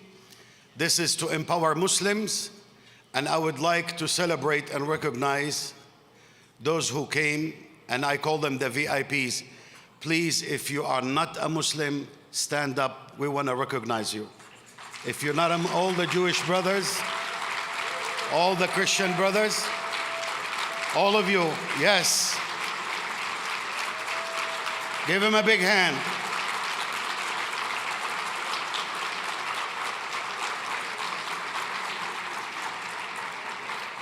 Me personally, I would love to give a big hand to the Imam who recited the Quran. MashaAllah, Brother Hassan Ali Qasi. Brother Ali, Brother Hassan, this is right here. Brother, I asked him, where you from? With this beautiful voice, recognizing, respecting every letter he pronounced. He told me, I'm from Pakistan, and I said to myself, see, when you feed your children biryani at a young age, they become good qari. Give up the bagels. The attorneys for CAIR, where are they? The two attorneys full-time for CAIR. Wallahi, is it Hina? Sister Hina? Where's Brother Milburn? Where's Brother Joe? If Orange win, you're going to be very busy for the next 4 years.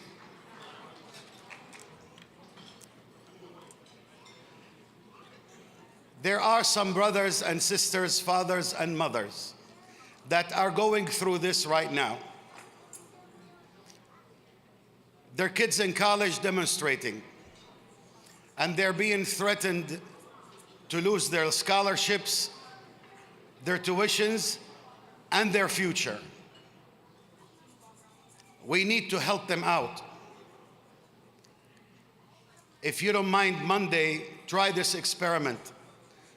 Try this experiment Monday. Go to Google, say, please give me all the Muslim organizations in the United States. Call all 400 of them and ask them this question. You guys, I respect all of them, I help all of them, but ask them this question.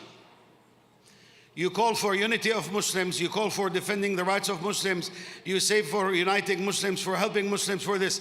I am stuck at the airport because I've been randomly selected for the past 50 flights. Can you help me? Wallahi, they're gonna tell you no, call CAIR.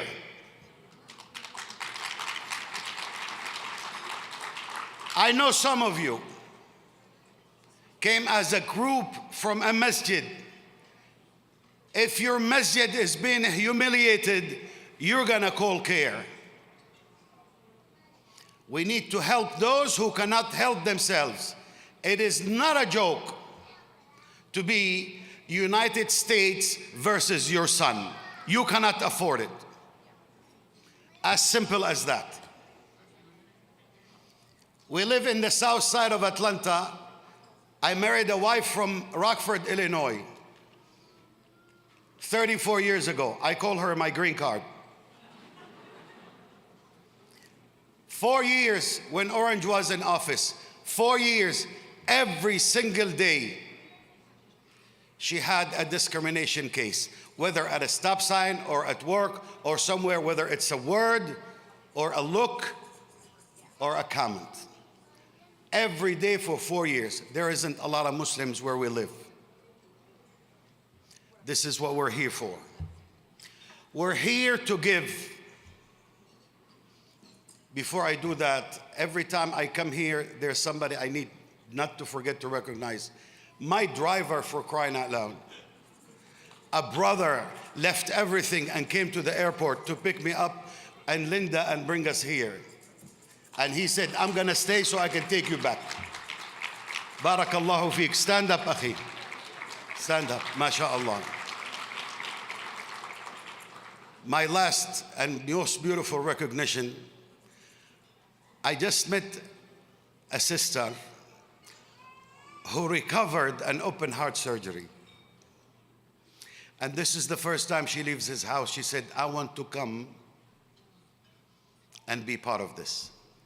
Khalti Ihab, stand up. Allah yabarak بعمرك. Make dua for her. يا خالتي الله يديم عليك الصحة والعافية ويجعل لك المنفعة بأولادك في الدنيا والآخرة وتحتفلي بترباية أحفادي وأحفادك إن شاء الله. بارك الله فيكم. Did you say Ameen? For the non-Muslims, as I'm collecting money, I will get excited and shout. I will say Takbir. And they're gonna all of them say, Allahu Akbar. Don't be afraid. Don't run out. Everywhere you hear Allahu Akbar, it's peace. At the airport, you can run. They already said that we love to fly, but we hate landing. Alhamdulillah. Brothers, it's about giving. I remember hearing a story a few years ago about an imam from Saudi Arabia. He said, I was invited to a wedding, and a wedding in the Arab world is like the women on one side, the men on one side. He said, I walked in the hall, it's about this size, and they don't sit like we in a wedding. They sit all the men against the wall, but they eat in the middle. He said, as I walked in, I followed the teachings of Prophet Muhammad, peace be upon him. The teachings is, you walk in a room, you grab the first chair. You just don't walk around like a fashion designer or a belly dancer. You grab the first chair and you just sit down. He said, this is what I did. Less than a minute later, I decided to stand up because I know that every single one of the 300-400 people is gonna come and say hello to me. And I don't feel like that. It's not nice. So I started from the beginning and I went around the whole room to every individual, shaking hands with them. I say, Assalamu alaikum, wa alaikum salam, Assalamu alaikum, wa alaikum salam, Assalamu alaikum, wa alaikum salam. He said, until I reached a person who decided to keep his hands in his pockets. So I put my hand out. I said, Assalamu alaikum. He kept his hands in his pockets.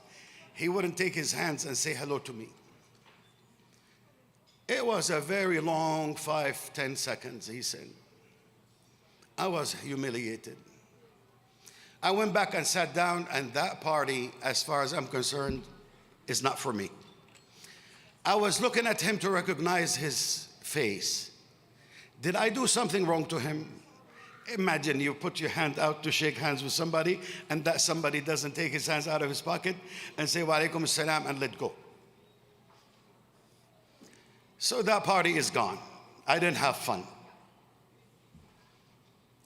The problem for 3 days after that, wallahi, I almost didn't sleep. And I was asking myself, did I say something wrong to this guy? Did I offend him during a khutbah? Did he say one day, Salaam alaikum, I did not answer him? Did I offend him?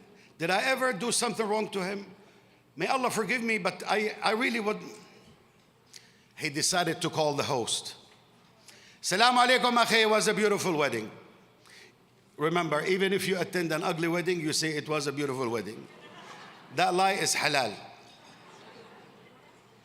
Yeah, akhi, it was a beautiful wedding. Thank you for having me. This and this, I want to share something with you. Please keep it between us. I came, this and this and that. Shook hands. I went to that guy, and he puts his hands in his pockets and never took it out.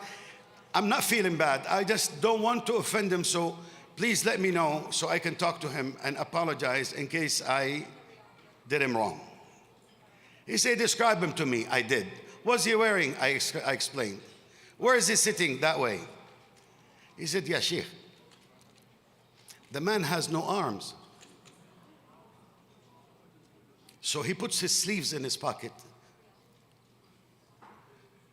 And he said, all of a sudden, as if I've never recited the ayah that says, وَأَمَّا بِنِعْمَةِ رَبِّكَ فَحَدِّثْ. I took my hands for granted. I took all the blessings Allah gave me for granted. And my brothers in Islam, the Sheikh can help.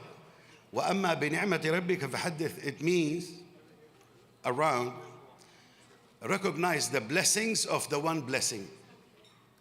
Recognize the blessings in one blessing. Since it is one blessing, why it became recognize the blessings? Grammarly, it doesn't make sense. Then I said to myself, how's the brother feed himself? How's the brother cook? How's he use a bathroom? How's this, how's that? So how can I thank Allah for my hands? This is what you're here for. The lady told me, I need your biography. I've been here for 40 years in America. I've accomplished a thing or two. I told her, no biography. I'm too fat. I don't need to be inflated. I'm fine. So my father, as you know, asked me, Rahmatullah, I said, Baba, they call you fundraiser. What does that mean? I told him, fundraiser, in Arabic, it's called shahad. Beggar. He said, my son? I told him, yeah, Baba, I will polish shoes for the people of Gaza. Baba, to know and tell my kids that I was part of saving a Muslim not to be humiliated at the airport, or a kid to go back to school with a scholarship. All of this life, that will overweigh it. So, my name is Shahir Raslan. Just by chance, I graduated from your neighborhood, DeKalb University, Northern Illinois. But I am tonight your beggar. I checked the parking lot we're going to raise a lot of money. How about you pay for somebody to save them from humiliation, so Allah will not let you get humiliated in this life and the hereafter? That is what CAIR is all about. Helping Muslims not to be humiliated. We have the rights as Muslims for freedom of speech. No. We have the right to speak. We don't have the freedom of speech. If we don't know something right, we don't speak. We stand for what's right. We don't just talk.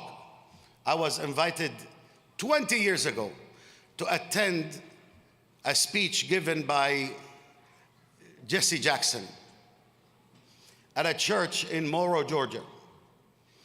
I was so happy. I walked in, the room is full, except the first row. I sat in the first row. And he said, when we stood up for black rights,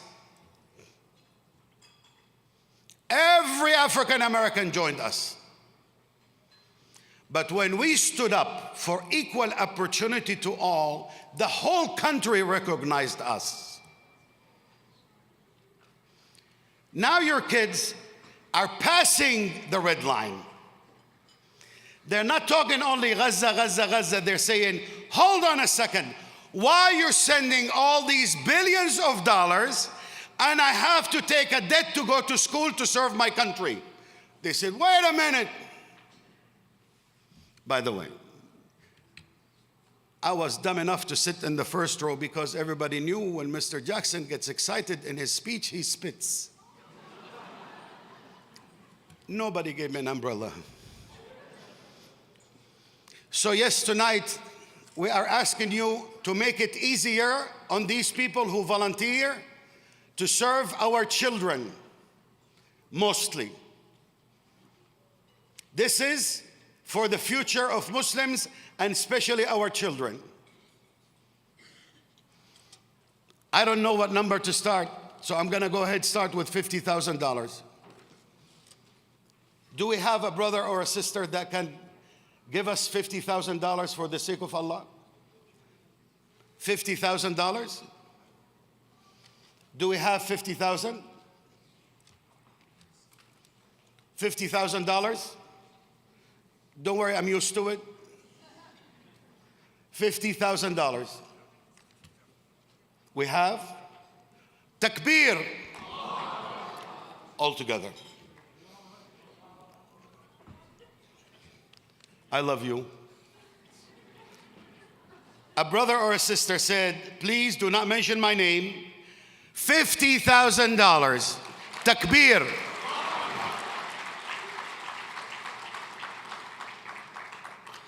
By the way, as we're speaking, they have speakers outside of this room. So if you say it loud enough, it will cover a zip code. I got my first 50,000. I need another 50,000. Do we have another $50,000? $50,000.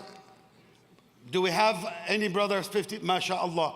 Give her a big hand. She always comes with good news. What do you got? I'm here. Please do not mention my name. Do you have his phone number? I got my second $50,000. Takbir. I feel good enough to go for number 3. Can we get one more, please? Wallahi, wallahi, ma naqasa malu min sadaqa. 50,000? Imam, I need fatwa. Please, I need fatwa. It's okay tonight, sisters write check without permission of our husbands. Let's get over with. 50,000? Brother Ahmed, do we have 50,000? Tayyib, it's okay. I'm going to go to 25. Let me get 25. May Allah reward you. Who's our first guy? $25,000. Give her a big hand.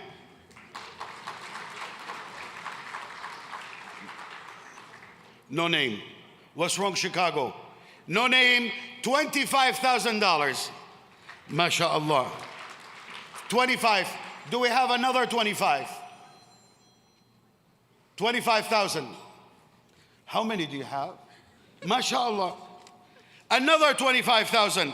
I am at 150,000 right now. Another 25. 25,000. 25,000. طيب 20,000. $20,000. 20,000. Where's Brother I'jaz? If he doesn't raise his hand, point at him. Brother I'jaz, Shamim gave me $20,000. Takbir. Let's make dua for him. May Allah take care of him, accept from him, and take care of him and his family. Say Ameen. Ameen is free. 20,000. I have another 20,000. MashaAllah. $20,000. Are they, if they're here, please let me know. $20,000. MashaAllah. This is my third $20,000. MashaAllah. I'm going to go to 10. Let me see a couple of 10,000 from the audience. Go back to 20. You need two 20s. You don't want to mess with Linda Sarsour. She said, get two more 20s. I'm going to get two more 20s. She says, Wallahi, there are two people that will give you $20,000. Keep pushing. 20,000. Every amount we've been asked so far is already pre-pledged. We need to do amounts from all the categories here. All these are just the average. MashaAllah. Dr. Nuhair. MashaAllah. MashaAllah. 20,000. $20,000. MashaAllah. Barakallahu feek.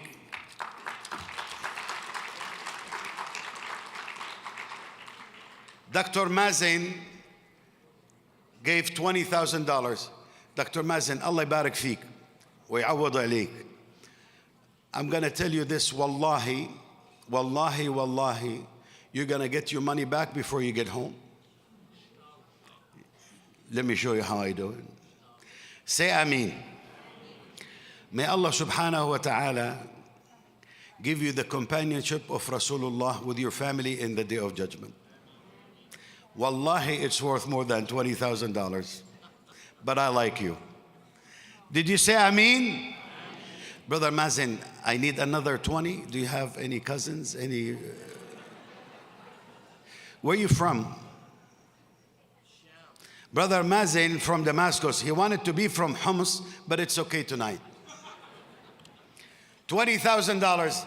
Do we have another 20,000? 20,000. Inshallah, I'll get, Linda, I'll get two tens. I need my first $10,000. Brother Munir Chaudhry. Where's Brother Munir?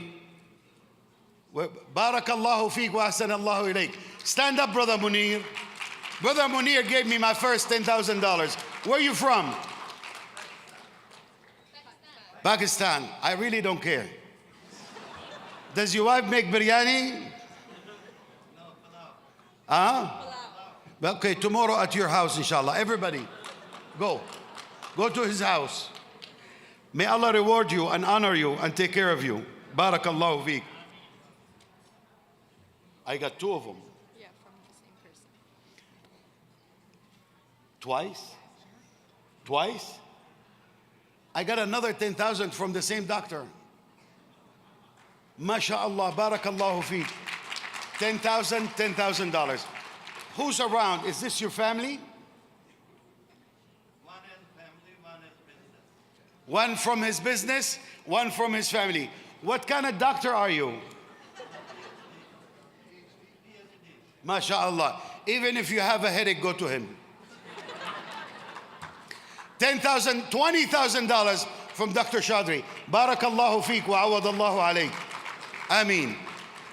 10,000. I'm going to get, I need $10,000. $10,000 from Fayaz and Mahruh.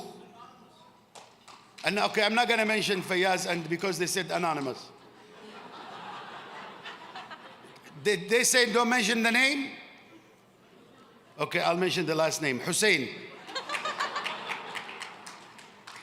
$10,000. Where are they? Where is he? Yeah, don't let him raise his hand. Where is he? MashaAllah. Barakallahu feek wa ahsanallahu ilayk. Akhi, the reason I will recognize you is to get the dua from the people so I get you your money back. Takbir. Barakallahu feek wa awadallahu alayk. I'm not going to mention that. I have your address. Can I mention that? 10,000. I need $10,000. Brothers at the table, each one of you, gather it. $10,000.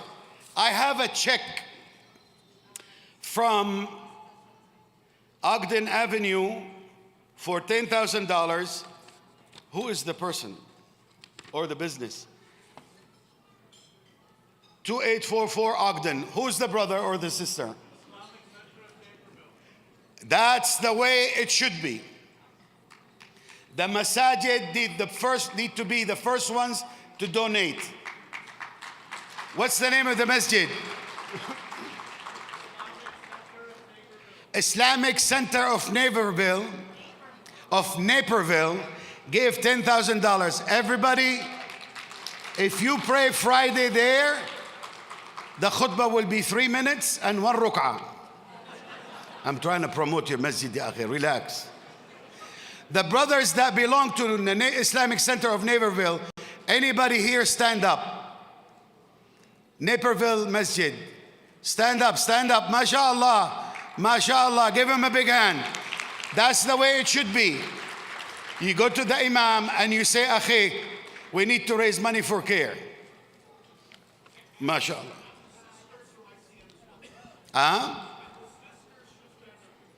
Yeah, I did. They did. They did. MashaAllah. $10,000 from Anonymous. That's my fourth. 10,000. Barakallah. Another $10,000. Do not mention Brother Muhammad Nafi's name. Okay. I will not. $10,000. Any Anonymous? Yeah, I have his number if somebody wants it. $10,000. One more, wallahi, one more 10,000. One more 10,000. Where are the masajid? $10,000. Barakallahu feek. Ya akhi, I came 2 weeks ago to Chicago. I took his money. Now I came back, I'm taking his money. The third time, I'm going to take your clothing with me. Allah yahfaz ahlak. ويبارك فيك يا أبو جود. ويخلف عليك. Stand up, ya akhi. Where are you from? The brother from Palestine, and he's donating for CAIR. He could have sent the money for Gaza, but he need to help us help Gaza too. Barakallahu feek, say ameen. وعوض الله عليك. الله يديم الخالي بالصحة والعافية ويديم أهلك حواليك. $10,000. 10,000. Let me make it up with time. Do I have at least one 10,000? One? $10,000? MashaAllah. I lost my paper. 10,000. I'm going to go to 5,000. I need a whole bunch of $5,000. Hold on. $5,000. I need the ones with the names. Rashid Ghani. Where is Brother Rashid? Where's Brother Rashid? Somebody help me. Brother Rashid Ghani. MashaAllah. Ya akhi, you were at the Palestinian fundraising too, no? Rashid Ghazi, 10,000. Ya Rashid, where are you from?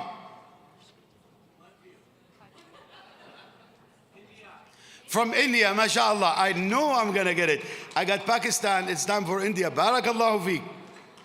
Brother Ghazi, Allah yiftah alik. May Allah reward you and honor you and take care of you. Say ameen.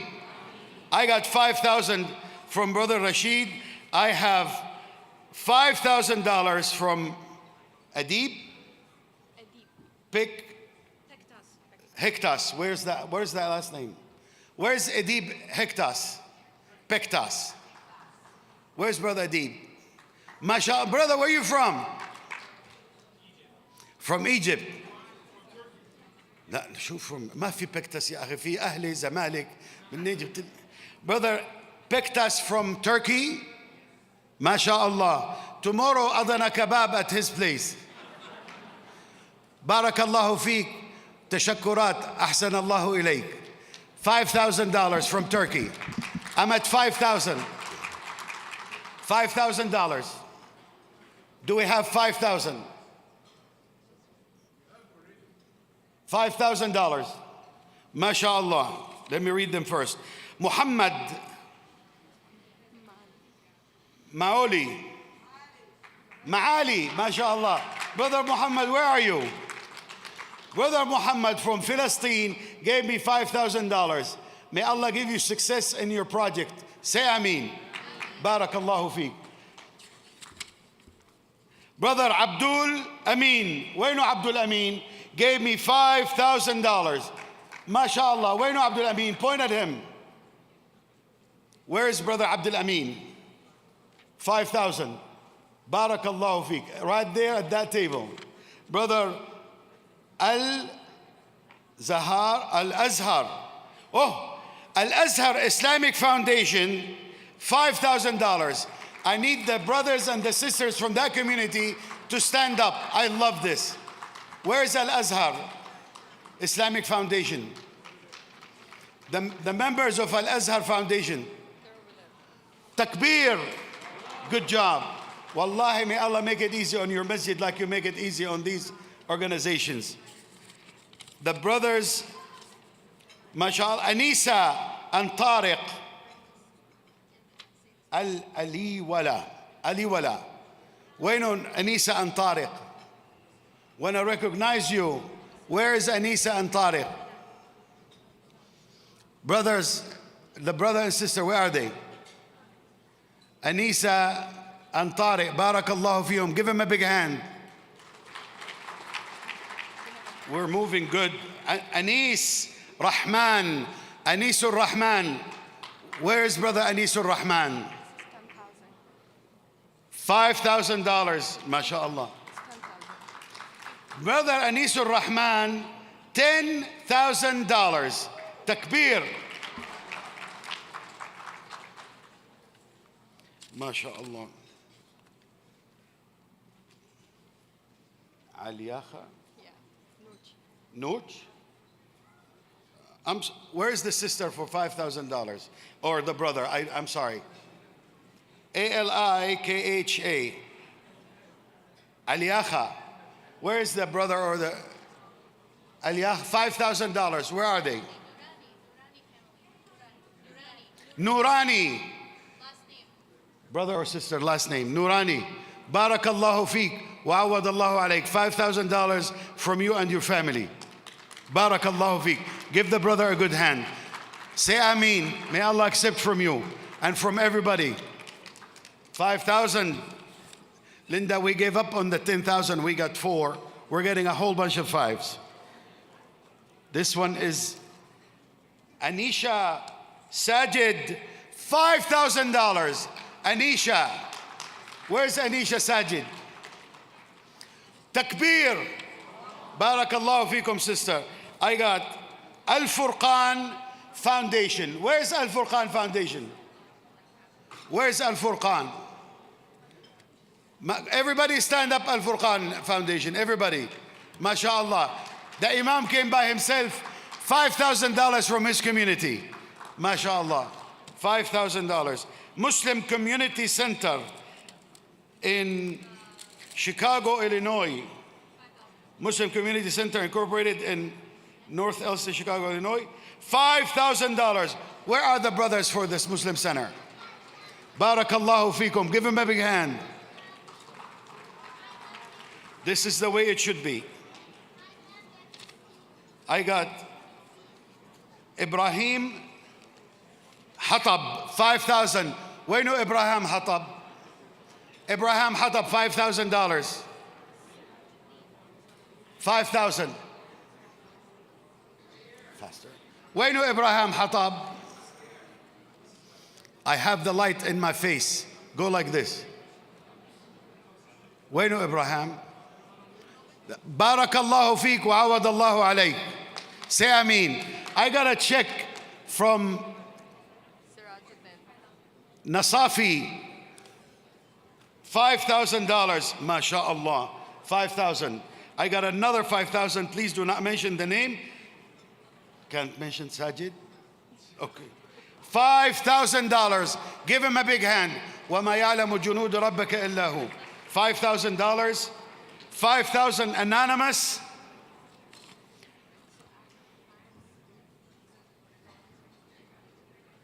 Faizan. وينو Faizan?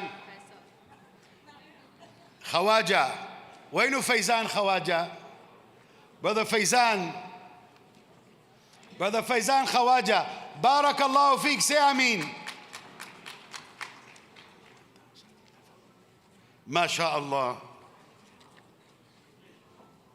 $5,000. One CW. ICW. Where's ICW? ICW. MashaAllah. Barakallahu feekum. I'm at 4,500 from GAMC. IAMC. This is I? Yeah. IAMC. Where's IAMC? Indian, American, Muslim. Where is IMC? IMAC. Barakallahu feekum. Give him a big hand. $4,500. Akhi, you missed it. We were asking for 5. I need another $500. Come on. I don't do fractions. Takbir. Barakallahu feek. IAMC again. $4,500. Takbir. MashaAllah. I want to go to 1,000. I'm going to go to $1,000. I'm not going to do it with a stick, but close. Linda Sarsour, come here, please. We're going to $1,000 and we're going to raise a lot of $1,000. $3,000. Let me recognize that. 3,000.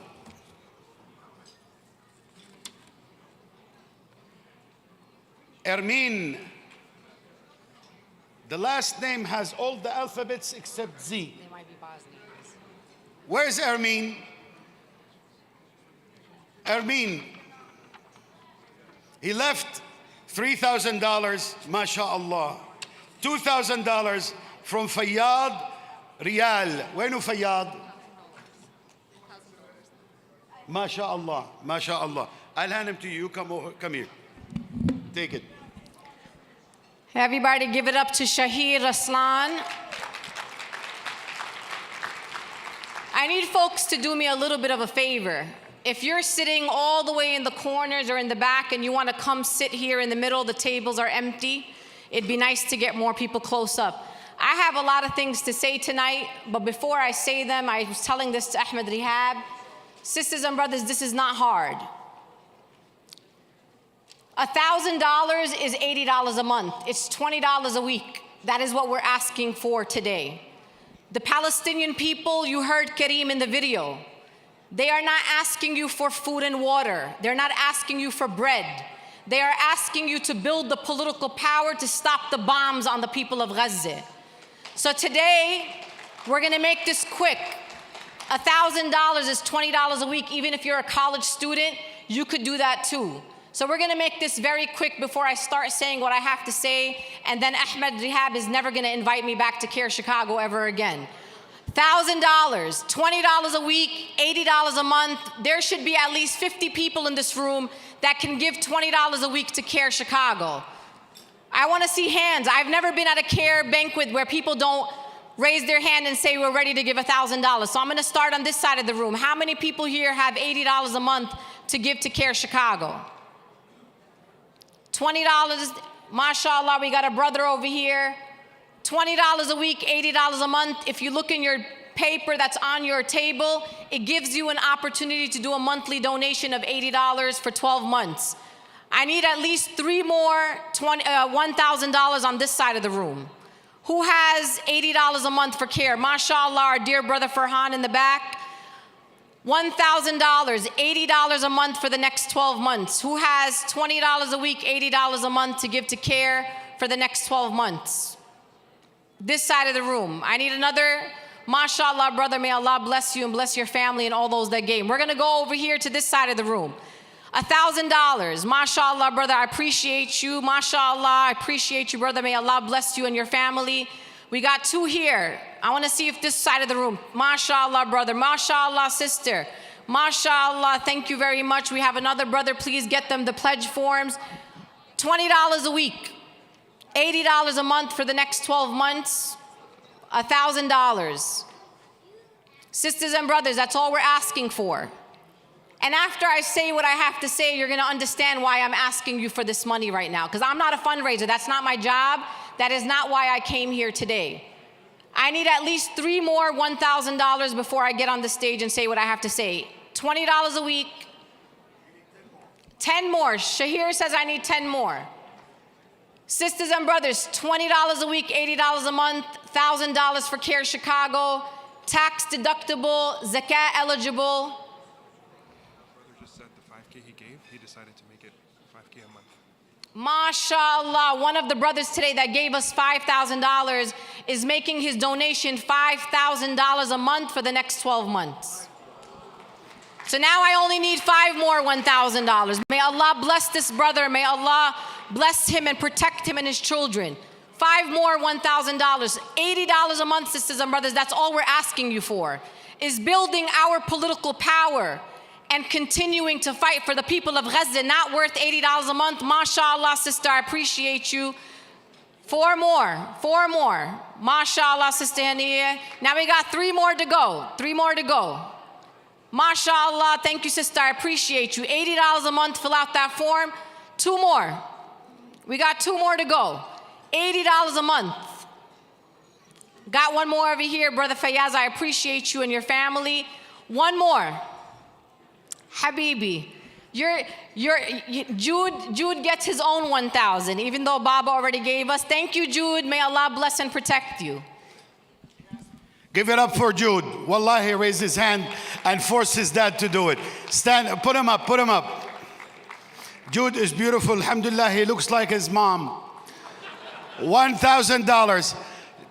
I need 2 of your kids to raise their hand. 500, $1,000. We will get there. 3 more $1,000. 3 more. Wallahi, you have a treat when she starts speaking. We have a sister right there. I got 1. You got 1. 2 kids, 500 each. 2 kids, 500 each, or 1 more $1,000. 1 more $1,000. I got $5,000. Sister, you finish it.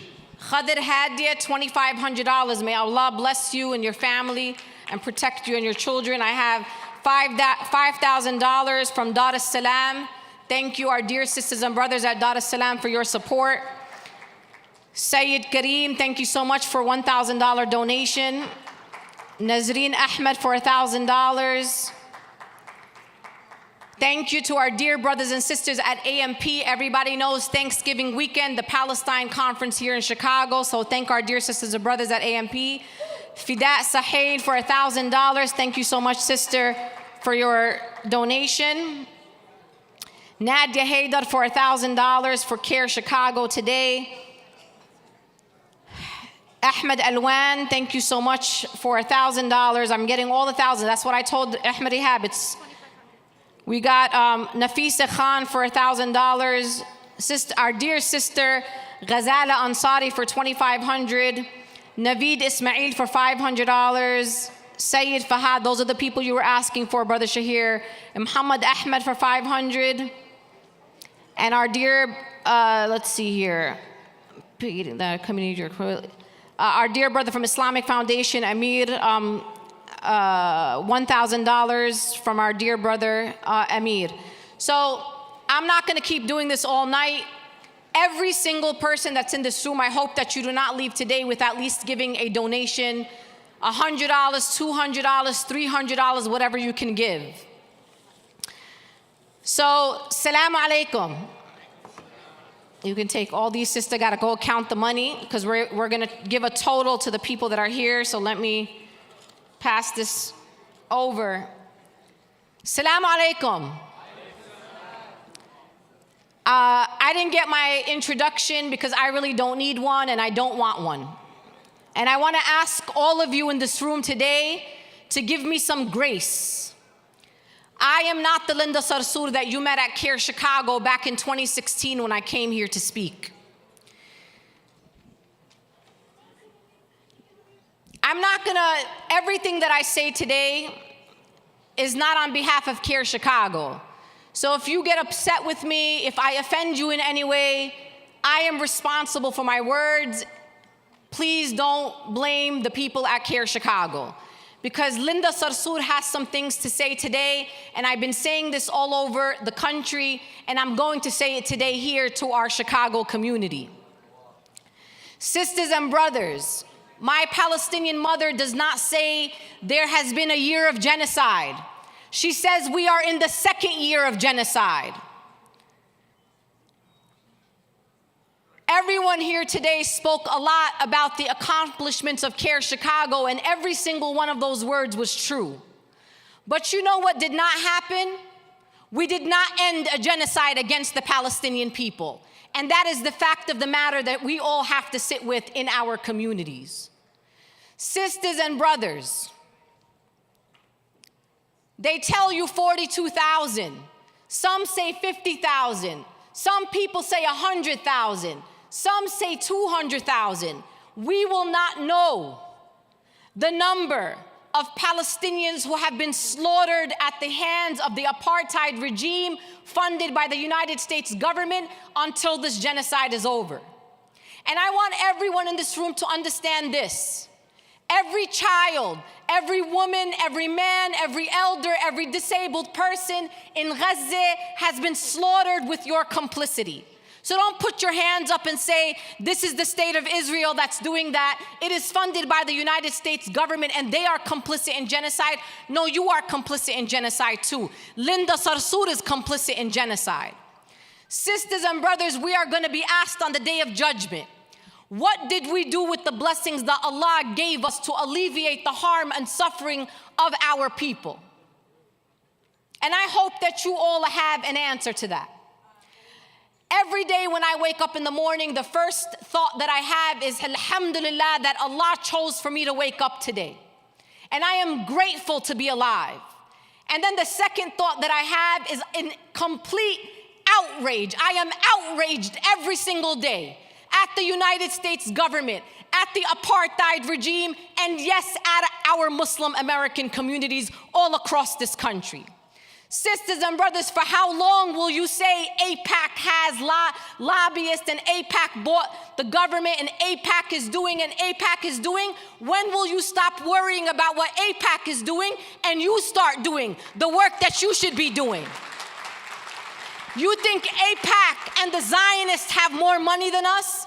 Do you think that they're more educated than us? Do the Zionists love Israel more than we love Palestine?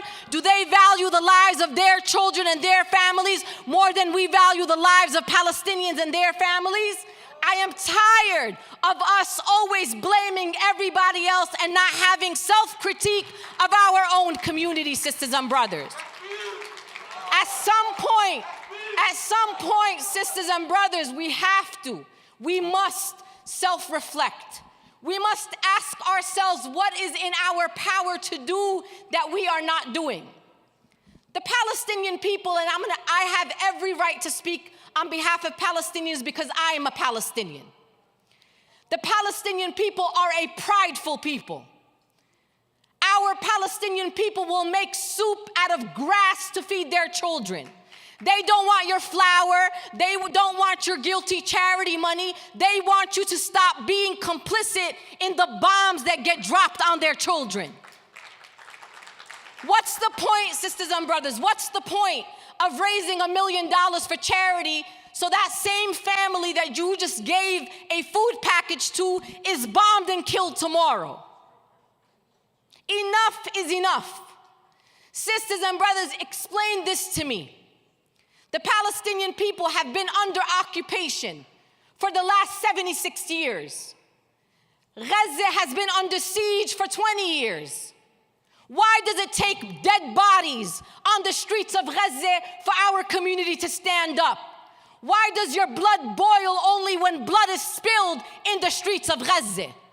Where were we in 2022 and 2019 and 1999 and 1997? This has been going on, sisters and brothers. And the only time that our community stands up is when you see babies blown up, when you see arms and legs in bags and people praying over bodies that are not even complete.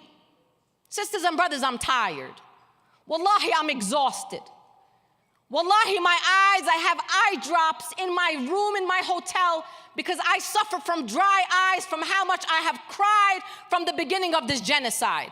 Not just crying over the Palestinian people, but crying over the state of the Muslim American community in this country that has not been able to build the political power and influence, even though we've been in this country since the days of its founding.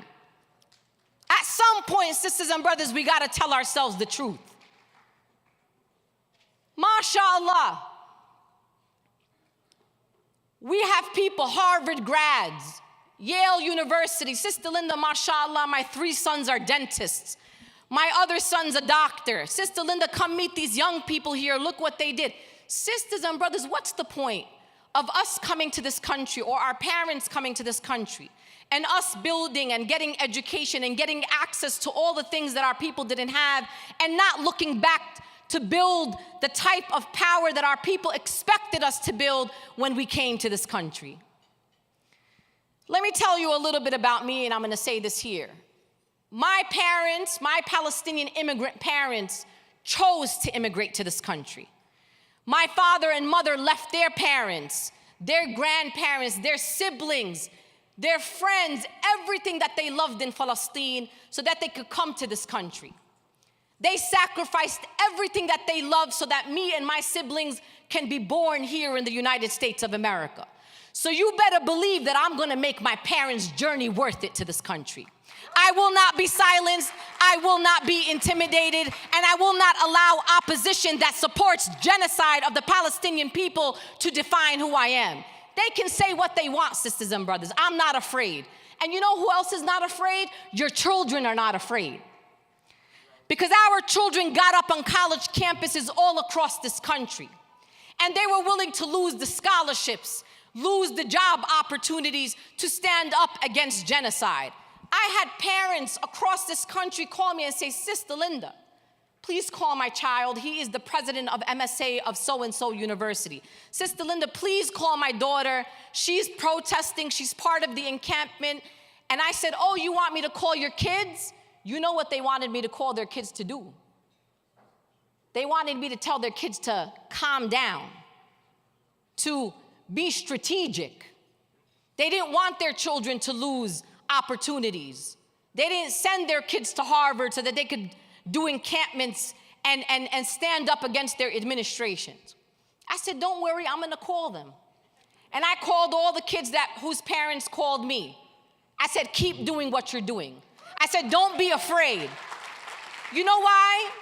Because we're so good at Muslims preaching Islam to everybody else, but we ourselves don't actually understand the depth of our faith. Sisters and brothers, what is meant for you is meant for you. Rizq is from Allah. It's not because you worked hard. That's not the only reason. If Allah took a scholarship from you, there was a reason why Allah took that scholarship from you, and Allah is going to give you a better scholarship and better opportunities. Sisters and brothers, for 15 years, the Zionists have tried to take everything that I have. They went after my livelihood. They went to my publisher and tried to get my book contract canceled. What the Zionists didn't know is that they're not in control. God is in control. And that's why I'm still here today. Sometimes I don't believe if the Muslims really believe that Allah is in control. Because one of the beautiful things about Islam is our faith is a practical one. Our faith is not about just sitting around and hoping all is going to be well. Allah gave you arms, Allah gave you legs, Allah gave you sight, Allah gave you blessings, Allah gave you wealth, Allah gave you education, Allah gave you knowledge, and He's testing you. If you think that the genocide happening to the Palestinian people is a test for the Palestinian people, you got it all wrong, my friends. That test is not for them. Because you know what? They're all martyrs. They're all going one straight ticket to heaven. You, my friends, don't have a one-way ticket to heaven. They do. So why are you crying over the Palestinian people? Cry over yourself. Think to yourself, are you passing the test that Allah has put before you? Allah said, here are your people. They are suffering. And you know what your people do when they suffer? They still say, Alhamdulillah. They still say, Hasbunallah wa ni'mal wakeel. Hasbunallah wa ni'mal wakeel. Allah is the most sufficient even after everything was taken from them, including the things they love the most, their children. Sisters and brothers, at some point, I sit and I make dua for you. And I don't mean Chicago Muslims, I mean all the Muslims. Look at our Muslim dictatorships all over the world. They're right there, right there. The wealthiest countries in the world that have turned their backs on the people of Gaza. May Allah protect us from ever being one of those Muslim regimes. Because they may be sitting pretty now, but I want to watch on the day of judgment. Sisters and brothers, what's good of having any wealth or having any blessings if you don't use them to alleviate the harm against Allah's creation? When we right now in Congress have maybe, there's what, how many members of Congress? There's 435 in the House and 100 in the Senate. Imagine you only have maybe 12 pro-Palestinian members of Congress. And I'm actually a little bit exaggerating because they're not all Rashida and they're not all Delia Ramirez. And the Zionists were so outraged that in this election, they took out two of our friends, Jamal Bowman and Cori Bush. And they almost got Summer Lee from Pittsburgh, and alhamdulillah, Allah saved her on that day. Sisters and brothers, we have Muslims in Dallas. They keep telling me, mashallah, Sister Linda, Dallas. All the celebrity imams are in Dallas. Mashallah. Masajid with 5,000, 7,000 congregants. Do you know that sometimes people win an election by 1,500 votes? One masjid in Chicago can win an election here. You could be a swing vote just in one masjid in Chicago.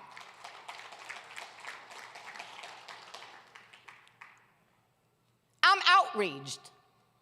I'm disappointed. I feel ashamed. I am ashamed of our Palestinian sisters and brothers. Wallahi, I'm ashamed. I'm ashamed. Sometimes my friends in Gaza will send me messages, say, Sister Linda, may Allah bless you for your work. I don't even know how to respond because I want to say to them, what have I done for you? I haven't stopped one bomb from dropping on you, sisters and brothers. What do you mean, thank you for the work? I am ashamed of myself first and foremost. Sisters and brothers, CAIR has a goal tonight of $650,000, and we're going to find out very shortly how much that was. This is not just another fundraiser that you went to. This is a political organization that is building power and influence in the Muslim American community, and we need them. This is not whether you like CAIR-Chicago or, mashallah, Sister Linda, they're a good organization, they do good work. I don't want to know that because I already know. You've seen their work. You see what they're doing. You know our opposition, they are invested on every level of the sector in their community. Sisters and brothers, why should our children be sitting on college campuses afraid to speak up for the Palestinian people? CAIR-Chicago in the state of Illinois by themselves should have at least 10 full-time attorneys, because I'm sure your ADL chapter has that here. This is not a competition. This is what is our community willing to invest in today so that generations from now we can look back and say, we did what we had to do. I'm specifically frustrated and disappointed in the people in my generation. If we want to be really honest about it. Let me put my rage in a more specific place. Because the people who are my father's age, they built you Islamic schools. They built the masajid. They were spending their resources and time building the infrastructure of our Muslim American community. So if our fathers and grandfathers built the schools and built the masajid, then what are we doing? What are you doing? And I'm talking about the people between ages 35 to 49. That was a very dormant generation. Money, money, money, work, money, money, money. Like my father says, when you go underground, your money's not going with you. So it's better for you to spend in the cause of Allah and also in the cause of our community. Because people before you already built the brick and mortar. But you have the responsibility of building next generations of Muslim Americans in this country. And if we are going to keep living a cycle of sisters getting discriminated against because they wear hijab, or because we are not allowed as nurses or teachers to say free Palestine, then what's the point of what we're doing here? What's the point of that? I'm going to say this because nobody mentioned it here today, and I'm just going to put it all on the table. And like I told Ahmed Ihab, feel free to never invite me back to CAIR-Chicago ever again. There's another problem we have in our community. We do not respect expertise. I'm not a doctor. And if there's a doctor standing up here giving us medical advice, I shut my mouth, I listen, and I take the expertise of that doctor. Subhanallah, every 4 years, without fail, everybody becomes a political strategist in the Muslim American community. MashaAllah, everybody has an analysis all of a sudden. Everybody's saying we gotta do this. That guy down the street is saying we gotta do that. The lady down the street is saying we gotta do that. If you are not a political strategist, it is not up to you to tell our Muslim community what to do in an election. If I didn't see you in 2023 and 2022 and 2021 and 2020 and 2019, you don't get to dictate what our community does in any election. At some point, respect expertise. We have civil rights attorneys. We have political analysts in our community. We have people who have studied foreign policy in our community. Respect the expertise of our community members and our leaders. All of a sudden, everybody's a leader. This is a nonpartisan organization. CAIR-Chicago does not endorse candidates. But I'm going to have a partisan conversation. When you have Muslims in our community who are standing at a rally for Donald Trump, those people need to be chastised in our community. Nobody wearing a kufi or wearing a traditional Muslim outfit and calling themselves an imam should be standing with a convicted felon who is accused of sexual assault and rape. That is not our Islam, and you do not represent our communities. At some point, sisters and brothers, we gotta hold people in our community accountable. Now listen, when you go to the polling booth and you go in the polling booth, guess what happens? It's confidential. You could vote for whoever you want, my friends. Nobody gets to tell you who to vote for, because that is the beauty of a democracy. But when you stand on stage and you say, we the Muslims endorse any candidate, I'm just putting it clear on this table, you do not represent me, and I am not the kind of Muslim that you are. Sisters and brothers, at some point, we have a role and a responsibility.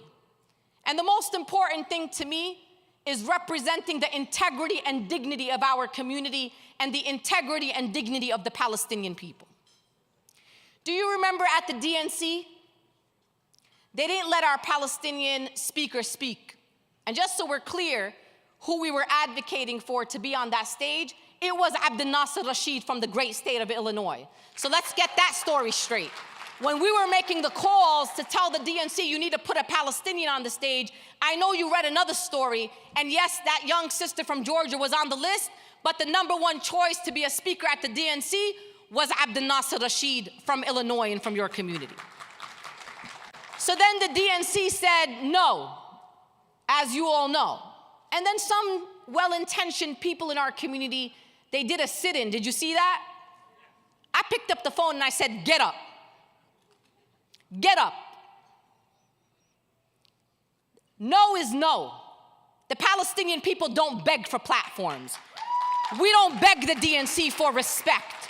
We made a reasonable request, it was denied, and we move on and continue to do the work that we do. So whatever you're doing in this election, do what you want to do. But please don't say what you think you're doing is good for the Palestinian people. Don't speak on behalf of the Palestinian people. I want to remind you something about Donald Trump, because people don't want to have this conversation. Donald Trump gave Israel sovereignty over the Golan Heights. Do you remember that, or do we have amnesia in our community? Donald Trump declared Jerusalem the capital of Israel, or do you have amnesia? Do you remember when they were having the celebration for moving the embassy from Tel Aviv to Jerusalem, what was also happening? The Great Return March, where they were sniping journalists and nurses on national television for you to watch. Or did you forget about that? Did you forget about that? Or are we overconsumed with our own emotions? Are we so self-righteous that we are not in fact centering the Palestinian people?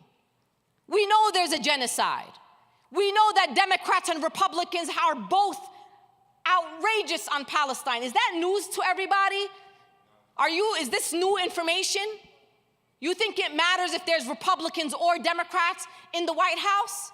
They have given Israel non-carte blanche for decades. Now all of a sudden you have an analysis that if one party was there or another party was there, it wouldn't happen. What is wrong with our community? What is wrong with our people? When people say, Sister Linda, Donald Trump in the White House, that's hypothetical. Why is that hypothetical? When did it ever matter if Republicans or Democrats are in the White House? The Palestinian people are still going to be fighting for their freedom regardless of who goes to the White House. So don't speak on behalf of the Palestinian people. Sisters and brothers, in the last year, 13 months, all of a sudden everybody wants to do politics. There are a lot of new political organizations that have emerged. Some of them are wonderful and necessary. Like here in Chicago, you have a new group called the Justice Coalition. And there are other groups, and I'm not going to mention any names, who are not necessary. Because the people that know what they're doing already opened organizations. You can't just open an organization because you're mad. You can't just open an organization because you want to be the president of it. You have to have the expertise to open that organization. I opened an organization that does political organizing and civic engagement. I didn't open an organizing to do something that I know nothing about. So at some point in our community, we have to really sit with ourselves and say, you know what, Sister Linda was very harsh on us. I absolutely was offended by some of the things that she said, but she made a couple of good points. And I'm gonna go back into my community and into my family, and I'm gonna ask myself those questions that Sister Linda asked. You live in the state of Illinois. Stop debating about who you're voting for president, because it actually doesn't matter in Illinois. So I don't know why you're losing friends and doing all this Facebook back and forth. You think I don't watch on Facebook? I get up at 3 o'clock in the morning to check the threads. And I say, Habibti, this is sin fitich, this is not even necessary. Like, you already probably have family drama without adding this to the drama. But for example, you have a sister named Nabila Sayed who flipped the district here in Illinois who needs your support. So you're too busy talking to me about the presidential that doesn't matter in your state, because your state is a blue state regardless of what you do, but you're not focusing on the down ballot races where people need you the most. Abdel Nasser Rashid needs you. Nabila needs you. Delia needs you. This is my point. In New York, I went on a thread and I said, everybody stop it. Enough is, I let them fight a little bit just to get it out. And I let them do it for a couple of days. And then I went in there and I said, stop it. Alhamdulillah, they got better because I'm from New York, so I have a little more influence there. Because it's not worth it. You know what's not worth it? Kamala Harris is not worth us being fractured as a community. Donald Trump is not worth us being fractured as a community. Jill Stein is not worth us getting fractured out as a community. Let me tell you something. Whoever goes to the White House, we're still gonna fight as Muslims in this country. Whoever loses, they're gonna be perfectly fine. Kamala Harris is rich. She's gonna be doing wonderful if she loses. Donald Trump, I'm not sure, he might be exaggerating that he's a billionaire, but he's definitely a multi-millionaire at least. He's gonna be perfectly fine if he loses this election. Even Dr. Jill Stein, mashallah, she's gonna be perfectly fine if she loses this election. So stop putting our energy in fracturing our community over people that are gonna be fine regardless if they win or not, and you still gotta fight regardless of who goes to the White House. The question to our community is not about November 5th. My question to you is about November 6th and November 7th and December. And who are you gonna be outside regardless of who goes to the White House? Because Sister Linda is gonna be outside because that's where I am, outside. I don't debate on the internet. If anybody here, you could attest, and you probably said mean things to me on the internet too, I don't respond to you. I don't respond. Because I don't have time for back and forths on the internet because I'm outside in the community. I'm knocking doors. I'm talking to families in our community. We're building power. We're training young people in our community. We are on the college campuses. So get off the internet and get into the community. If you got the energy for the internet, then you got the energy to go to Nabila Sayed's district and knock some doors for Nabila. Or go knock some doors for Abdel Nasser. Or call Delia and say, hey Delia, what do you need? And there are at least 6 members of the Chicago City Council who have been staunch supporters of you. Did you ever call them and say, hey, is there anything that I could do in your district? Do you need us? What can I do for you since you are doing for us? I was very proud to see the Chicago City Council, not everybody, but most of the members stand up for our community and pass a ceasefire resolution. And I was very proud of your mayor who came in as the deciding vote on that ceasefire resolution and to recognize the power and influence of our Chicago Muslim American community. And so I'm gonna leave you with this, sisters and brothers. Anyone in this room that tells you, Sister Linda, I know you're talking about politics, but I'm not political. I don't like politics. I don't do politics. Sisters and brothers, if you woke up today and you are Muslim or you are Arab or you are Palestinian and you are breathing, you're political, whether you like it or not, because you live in a country that has politicized the identities that you hold and the countries of origin that you are from. So you got no choice but to be political in this country. Because when you are not political, someone else is making decisions on your behalf. There are people who sit in Congress and make decisions about how many bombs drop on the Palestinian people. Subhanallah, they don't have money for schools in Chicago. They can't help revive the west side of Baltimore or the south side of Chicago, but subhanallah, there's a beautiful magic pot that they have with billions of dollars for the Ukraine and Israel. Subhanallah, it magically appears. If Israel says 5 million, 10 billion, 100 billion, they'll find $100 billion. At some point, our community is gonna have to say enough is enough, and this is what we're gonna do, and here's the solution. Because I'm not the person that's just gonna come out and tell you what's wrong, I'm gonna tell you how to make it right. And I was telling this, I've said this to dear brother Bassem, who's here from CAIR-Action, and my colleague, and many others here today. I'm tired, and I'm giving our community one last chance because I will go get a regular job. I really can. Alhamdulillah, I'm multilingual, I have degrees too. I'm tired because we've been doing this, I've been doing this for 23 years, and I have not seen the type of progress that our young people deserve. And at some point, we're gonna have to have a long-term plan. I'm asking you this, sisters and brothers, are you ready to work for the next 10 years? Like all in, like we gotta focus for the next 10 years. Not every 4 years we wake up for a presidential election, but 10 years of building and organizing and building the true influence that our community deserves and we should already have.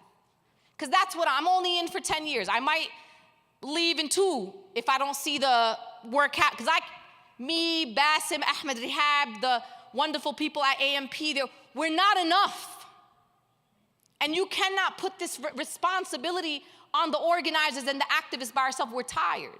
Yesterday, I posted stories on my on my Instagram stories. Me and my mother and my son were walking from the pharmacy. I was home only for 1 day.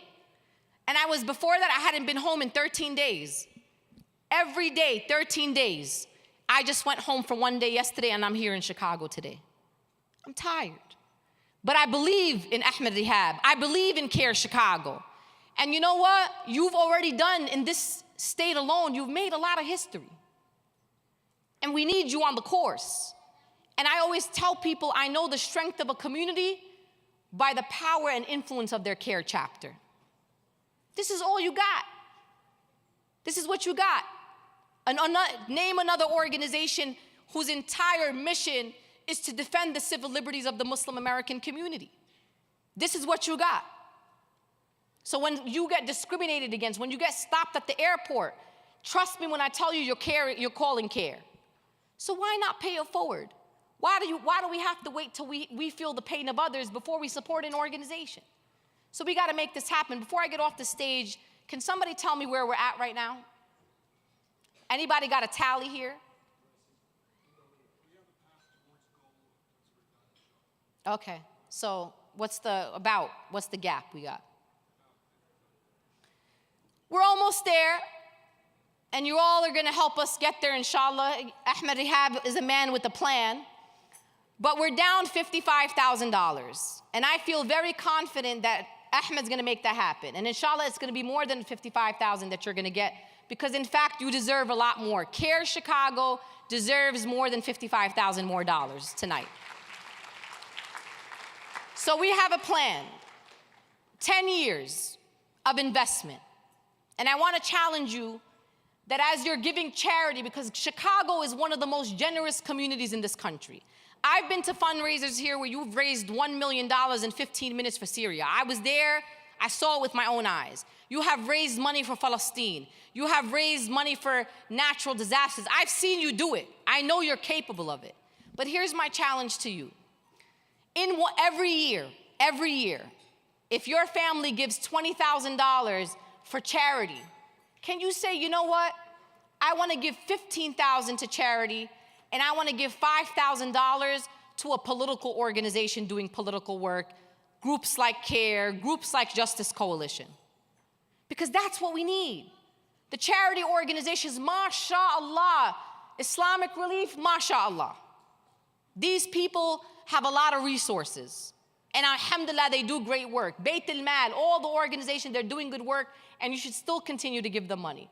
But don't let our political organizations struggle, because guess what? It shows that our political organizations are struggling by the ways in which we have not been able to influence politics in this country.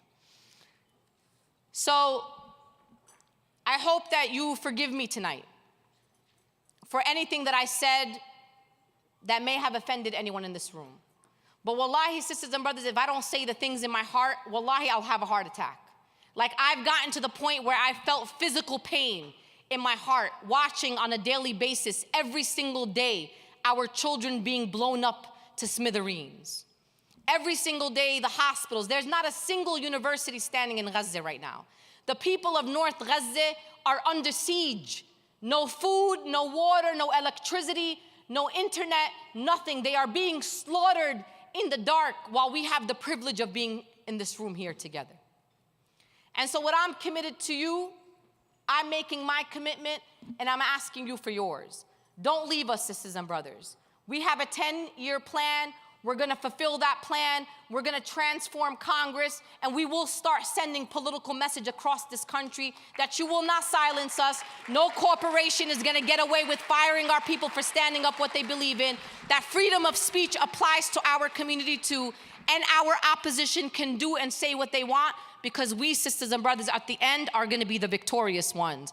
And Brother Shahir is telling me something. What are you telling me? We need about $55,000 more. Yep, that's what Ahmed had. I raised $1 million in California. I raised $1 million in Atlanta. We need $55,000 to finish the gap. So Brother Shahir is talking about something that I also did, because I was with him in Georgia. What he's saying is, in CAIR, Georgia, not CAIR, Illinois, and not CAIR, Chicago, CAIR, Georgia chapter in the South, both Brother Shahir and I were there. We raised over $1 million with half the size of this room. You were there and you saw it. CAIR, San Francisco Bay Area chapter, I was there in Santa Clara. We raised $1,170,000. We only need $55,000. And it's done. So before I get off, maybe somebody got inspired here tonight. And even in the big amounts that we ask for, like $10,000 is $800 a month. Who here has $10,000 to get us a little closer to our $650,000 goal? $800 a month. $200 a week. Dr. Kudemi just raised his hand again, but this brother already gave $20,000. May Allah bless him, and Allah, wallah, He's gonna give you all your resources back in ways that you do not imagine. Let me tell this really quick story, Shahir. Let me get that before. $500. Let's go with $500 and get to the target we need. Let me just say this about charity and giving donations to organizations. I'm gonna tell you a very quick story, and then I'm gonna do exactly what you said. 2018, my father was diagnosed with cancer. My father is the father of 5 daughters, and later on he had 2 sons. He didn't want the 2 sons, but my mom insisted, and my grandmother insisted that my mother had to bear sons. But he was perfectly fine with the first 3 daughters. Alhamdulillah, my father, for those of you who know my father, he is the life of every party. He is a very jolly man who is very beloved. And I am the firstborn to my father, and for the first 11 years, my father was known in New York City, Abu Linda. And even when he bore a son named Dia, people still called him Abu Linda, because my father doesn't play that. He was diagnosed with cancer in 2018. We were devastated. Had to have a surgery. They called our family. They said, does he have children that live outside of New York? We said, yes, he has a daughter in Florida, a daughter in North Carolina, and a daughter in Louisiana. They said, well, you should call them all and you should tell them to come because we don't know how the surgery is gonna go. Your father is an older man and this is a very complicated surgery, so the family should be there. So my family came, my uncle came, which is my father's brother, and we all gathered around in the hospital. 2 weeks before my father was having surgery, we have a small Bangladeshi community in Brooklyn. They called me up, they said, Sister Linda, we want to expand our masjid, we're doing a fundraiser, we lost our speaker, can you come speak at our fundraiser? I'm from Brooklyn, I said absolutely, and if I can be a part of raising money for the house of Allah, I'm going. So I went to the fundraiser, and I spoke at the fundraiser, and I sat down just like the rest of you. The imam got up to raise money. You know what the imam said? He said, if there's anybody in the room who has someone in their family who is sick, someone in their family who maybe has a terminal illness, someone who's feeling great pain in the family, give on behalf of that family member and make dua of shifa for them. And I will make dua. The imam said, and I will make dua. Sisters and brothers, he was asking at that moment for $1,000. 2018, I opened my bank app, and wallahi al-azim, I had $1,087 in my checkings account. $1,087.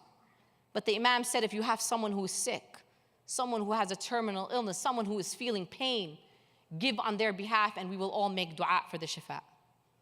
So I said, you know, Allah takes and Allah gives. So I wrote the masjid a check for $1,000, and that means I only have $87, and I have to wait till next Friday to get paid. 2 weeks later, as I told you, from the day of that fundraiser, sisters and brothers, my father had a surgery. This is public information. After the surgery, I was standing in the hallway of the hospital while my whole entire family was in this big room that they gave us. And the doctor came down the hallway, and I went up to the doctor, and I said, what happened? Is everything all right? And the doctor was a white man. Wallahi, he was whiter than the whiteness of his skin. He was almost clear. And I was so worried when I saw him, like my heart sunk. And I said, doctor, is everything okay? And he said, you're not gonna believe this. And I said, what happened? He said, well, your father is in recovery right now, but after the surgery, we had to take him in for scans. Clear, no cancer. Sisters and brothers, the doctor just told me before, bring your sisters, bring everybody. My father had to remove 2/3 of his colon, 73 years old at the time. After my father was released from the hospital, they transferred him to one of the best cancer hospitals in the entire country, maybe the world, because they didn't believe that the machines were right. MRIs, CAT scans, not 3D, 4D. No cancer. Sisters and brothers, that was 2018. We are in 2024. And my father goes for scans every 6 months. Still cancer-free since 2018. Sisters and brothers, do not tell me the power of dua and the power of giving charity on behalf of those that you love. I did that and I only had $87 left in my checking account, and Allah blessed me 10,000 times. First of all, there's no price on the health of my father. But even financially, Allah has blessed me in ways that I can't imagine. He needs $55,000 more to run this operation, to pay salaries, to pay benefits, to make sure the lawyers can do their work. Who here has someone in their family that is experiencing pain? And you want to today give on their behalf, and so that we all collectively in this room can make a dua for their shifa. Who has $1,000 here to give to CAIR today? $1,000. I got a dear brother over here. MashaAllah. We have a brother here, Omar. I saw another brother there. May Allah bless you, brother. May Allah. We're going to make a collective dua. And another brother right here, 3. Who here? MashaAllah, brother. We have another brother over here. Please get our brother here in this table. Who has $1,000 today? And me and brother Shahir, MashaAllah, sister. We have a sister here. Me and brother Shahir are going to make a collective dua. Oh my God, Dr. Hakeem Sadafi on behalf, Safadi from Damascus, he's making this donation. Imagine this, on behalf of the father of his best friend. So Ahmed Suleiman is giving this donation for Dr. Hakeem Safadi, who is the father of his best friend. $10,000, not 1,000, 10,000. Who has here $1,000 for someone that you love? MashaAllah, my dear brother over there, another Sheikhna over here, MashaAllah, we're going to do this collective dua together, and I want you to say, MashaAllah, our dear brother here has one. Sister, did you see our dear brother right here on this table? Behind you, right here on this table. 1,000, our dear sister here, MashaAllah. How much do you have? 1,000, I don't even, I 1,000? think I have 11. 11, we need 10, so we had 10 plus 1, 10,000, you had 10,000. This is what I have, you need 35 more, 35,000. Okay. We need 500 each. Of those who donated. So if you are, go ahead, Brother Shahir. Wallahi, I feel for the first time in 20 years, I don't do this for a living. But only today, I do a fundraising and then I leave and then I come back and then I leave. I feel like the whole chapter, Allah put it on my back like I have a sick member in my family. We need 35,000. Let's do it 500 at a time, even those who donated. A dip for 5,000. A dip for 5,000. He gave us 5,000. We need another 5,000. We need about $2,500.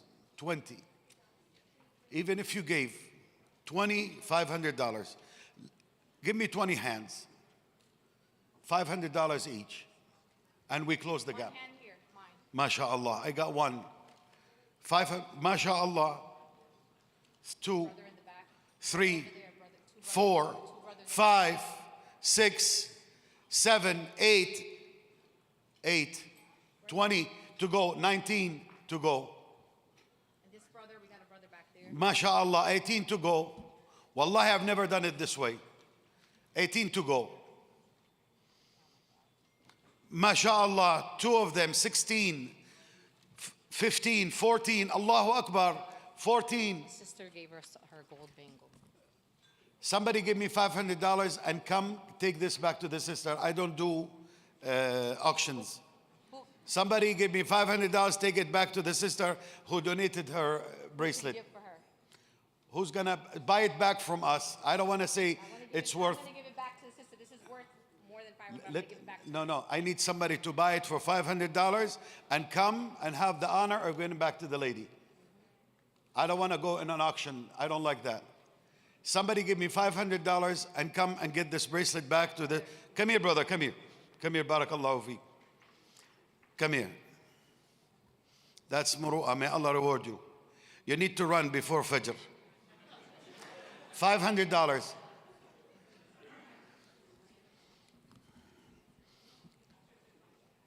Brother, you give it back to the sister and tell her your brother bought it for you. You know what? I love you so much. I don't do it much often. I'm going to give you Arabic kiss. Arabic kiss has to come with sound, akhi. Syrians, they do 2. Lebanese, 3. Iraqis, 17. May Allah reward you. $500. Barakallah fiqh.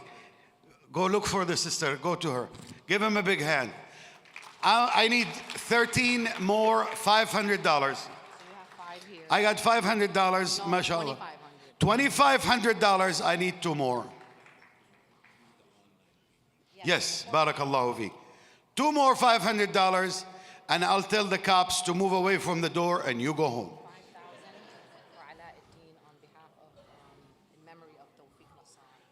MashaAllah. Wallahi, I mean it. If you have somebody, if you would like to consider tonight Mother's Day or Father's Day, you want to send a gift to defend a Muslim, do it. 500. Wallahi, send a gift for your mom, whether she's with you or not. Later, we got it. $500, a gift, mashallah. MashaAllah. Whoever you're giving it to, may Allah accept. Another 2 sisters sending a gift. MashaAllah. MashaAllah. This is the attorney that works for CAIR and their family. MashaAllah. Okay, guess what? Can I have one last $500 because I have a surprise for you.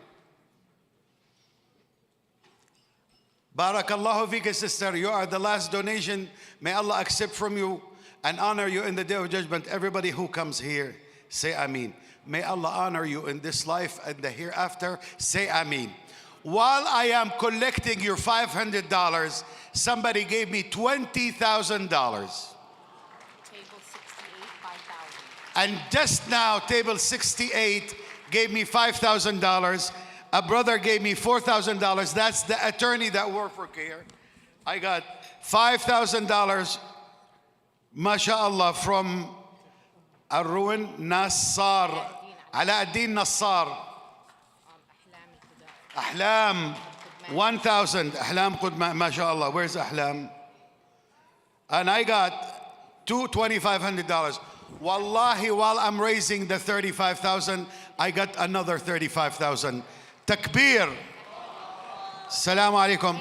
I know you're tired of me. Don't say salam alaikum yet because you have to do my promise. You have to make a good dua for shifa for all the people who donated on behalf of their family. Okay, I might look like Imam, but I'm not. Where's the real Imam? Where's, come here, Akhi, come here. Come here, come here. I charge money for these things. You're free. While the brother is coming here, Nair Omar, $5,000. Linda and I apologize for being too pushy. Not really. So may Allah accept from you. If you want us to come back next year, we'll come back. But wallahi, I've never gone through this like that. Assalamu alaikum wa rahmatullah. Open your hands and hearts for the dua, inshallah. Ya Sheikh, see how nice we look together?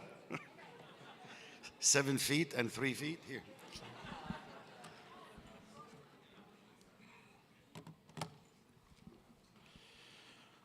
اللهم اهدنا فيمن هديت وعافنا فيمن عافيت وتولنا فيمن توليت وبارك لنا فيما أعطيت وقنا واصرف عنا شر ما قضيت إنك سبحانك تقضي ولا يقضى عليك إنه لا يذل من واليت ولا يعز من عاديت تباركت ربنا وتعاليت اللهم ارفع مقتك وغضبك عنا يا كريم اللهم اغفر لنا بفضلك يا غفور وارحمنا برحمتك يا رحيم اللهم انصر إخواننا المستضعفين في غزة وفلسطين وفي لبنان وفي كل بلاد المسلمين اللهم أنزل عليهم ملائكتك المردفين اللهم احرسهم بعينك التي لا تنام اللهم أطعمهم من جوع وآمنهم من خوف سبحان ربك رب العزة عما يصفون وسلام على المرسلين والحمد لله رب العالمين.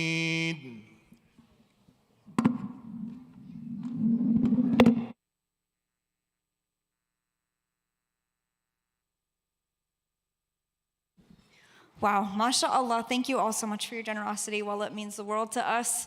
Thank you. We're getting near the end of the program.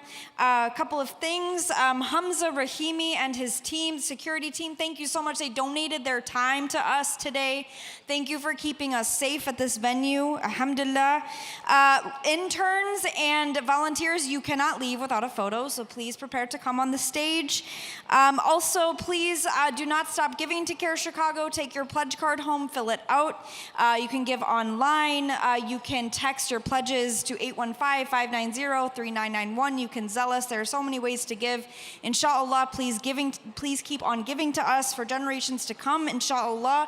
Thank you all. Jazakumullahu khairan for your time. Thank you all who pulled this successful event off. Alhamdulillah Rabbil Alameen. And now I'm going to turn it over to our board chairman, Mazen Kudemi, Dr. Mazen Kudemi. Thank you so much. Jazakallah khair. Have a safe night. Thank you. Assalamu alaikum wa rahmatullahi wa barakatuh. It's a tough act to follow after what Sister Linda said. But three brief, comments there. I still suspect that the Syrian Muslim community spend more on their weddings and graduation, parties than they spend for their own causes there, and we should change that. The other thing is, don't be afraid of, stating your objection there. After all, it's your taxpayer money that's being used to commit all those atrocities overseas. So we live in a democracy and we have a right to say what we need to do with our taxpayer money. So please don't. The other thing is there's a lot of social media activities there, and as Sister Linda said, try to go out to the community, but if you cannot, try to make your social media, input effective. Otherwise, it'll be just an echo chamber there. We need to get out of our comfort zone, talk to other people there. So, Jazakumullah khair. Thank you very much for your effort, for being in here, for your donation. Wassalamu alaikum wa rahmatullahi wa barakatuh.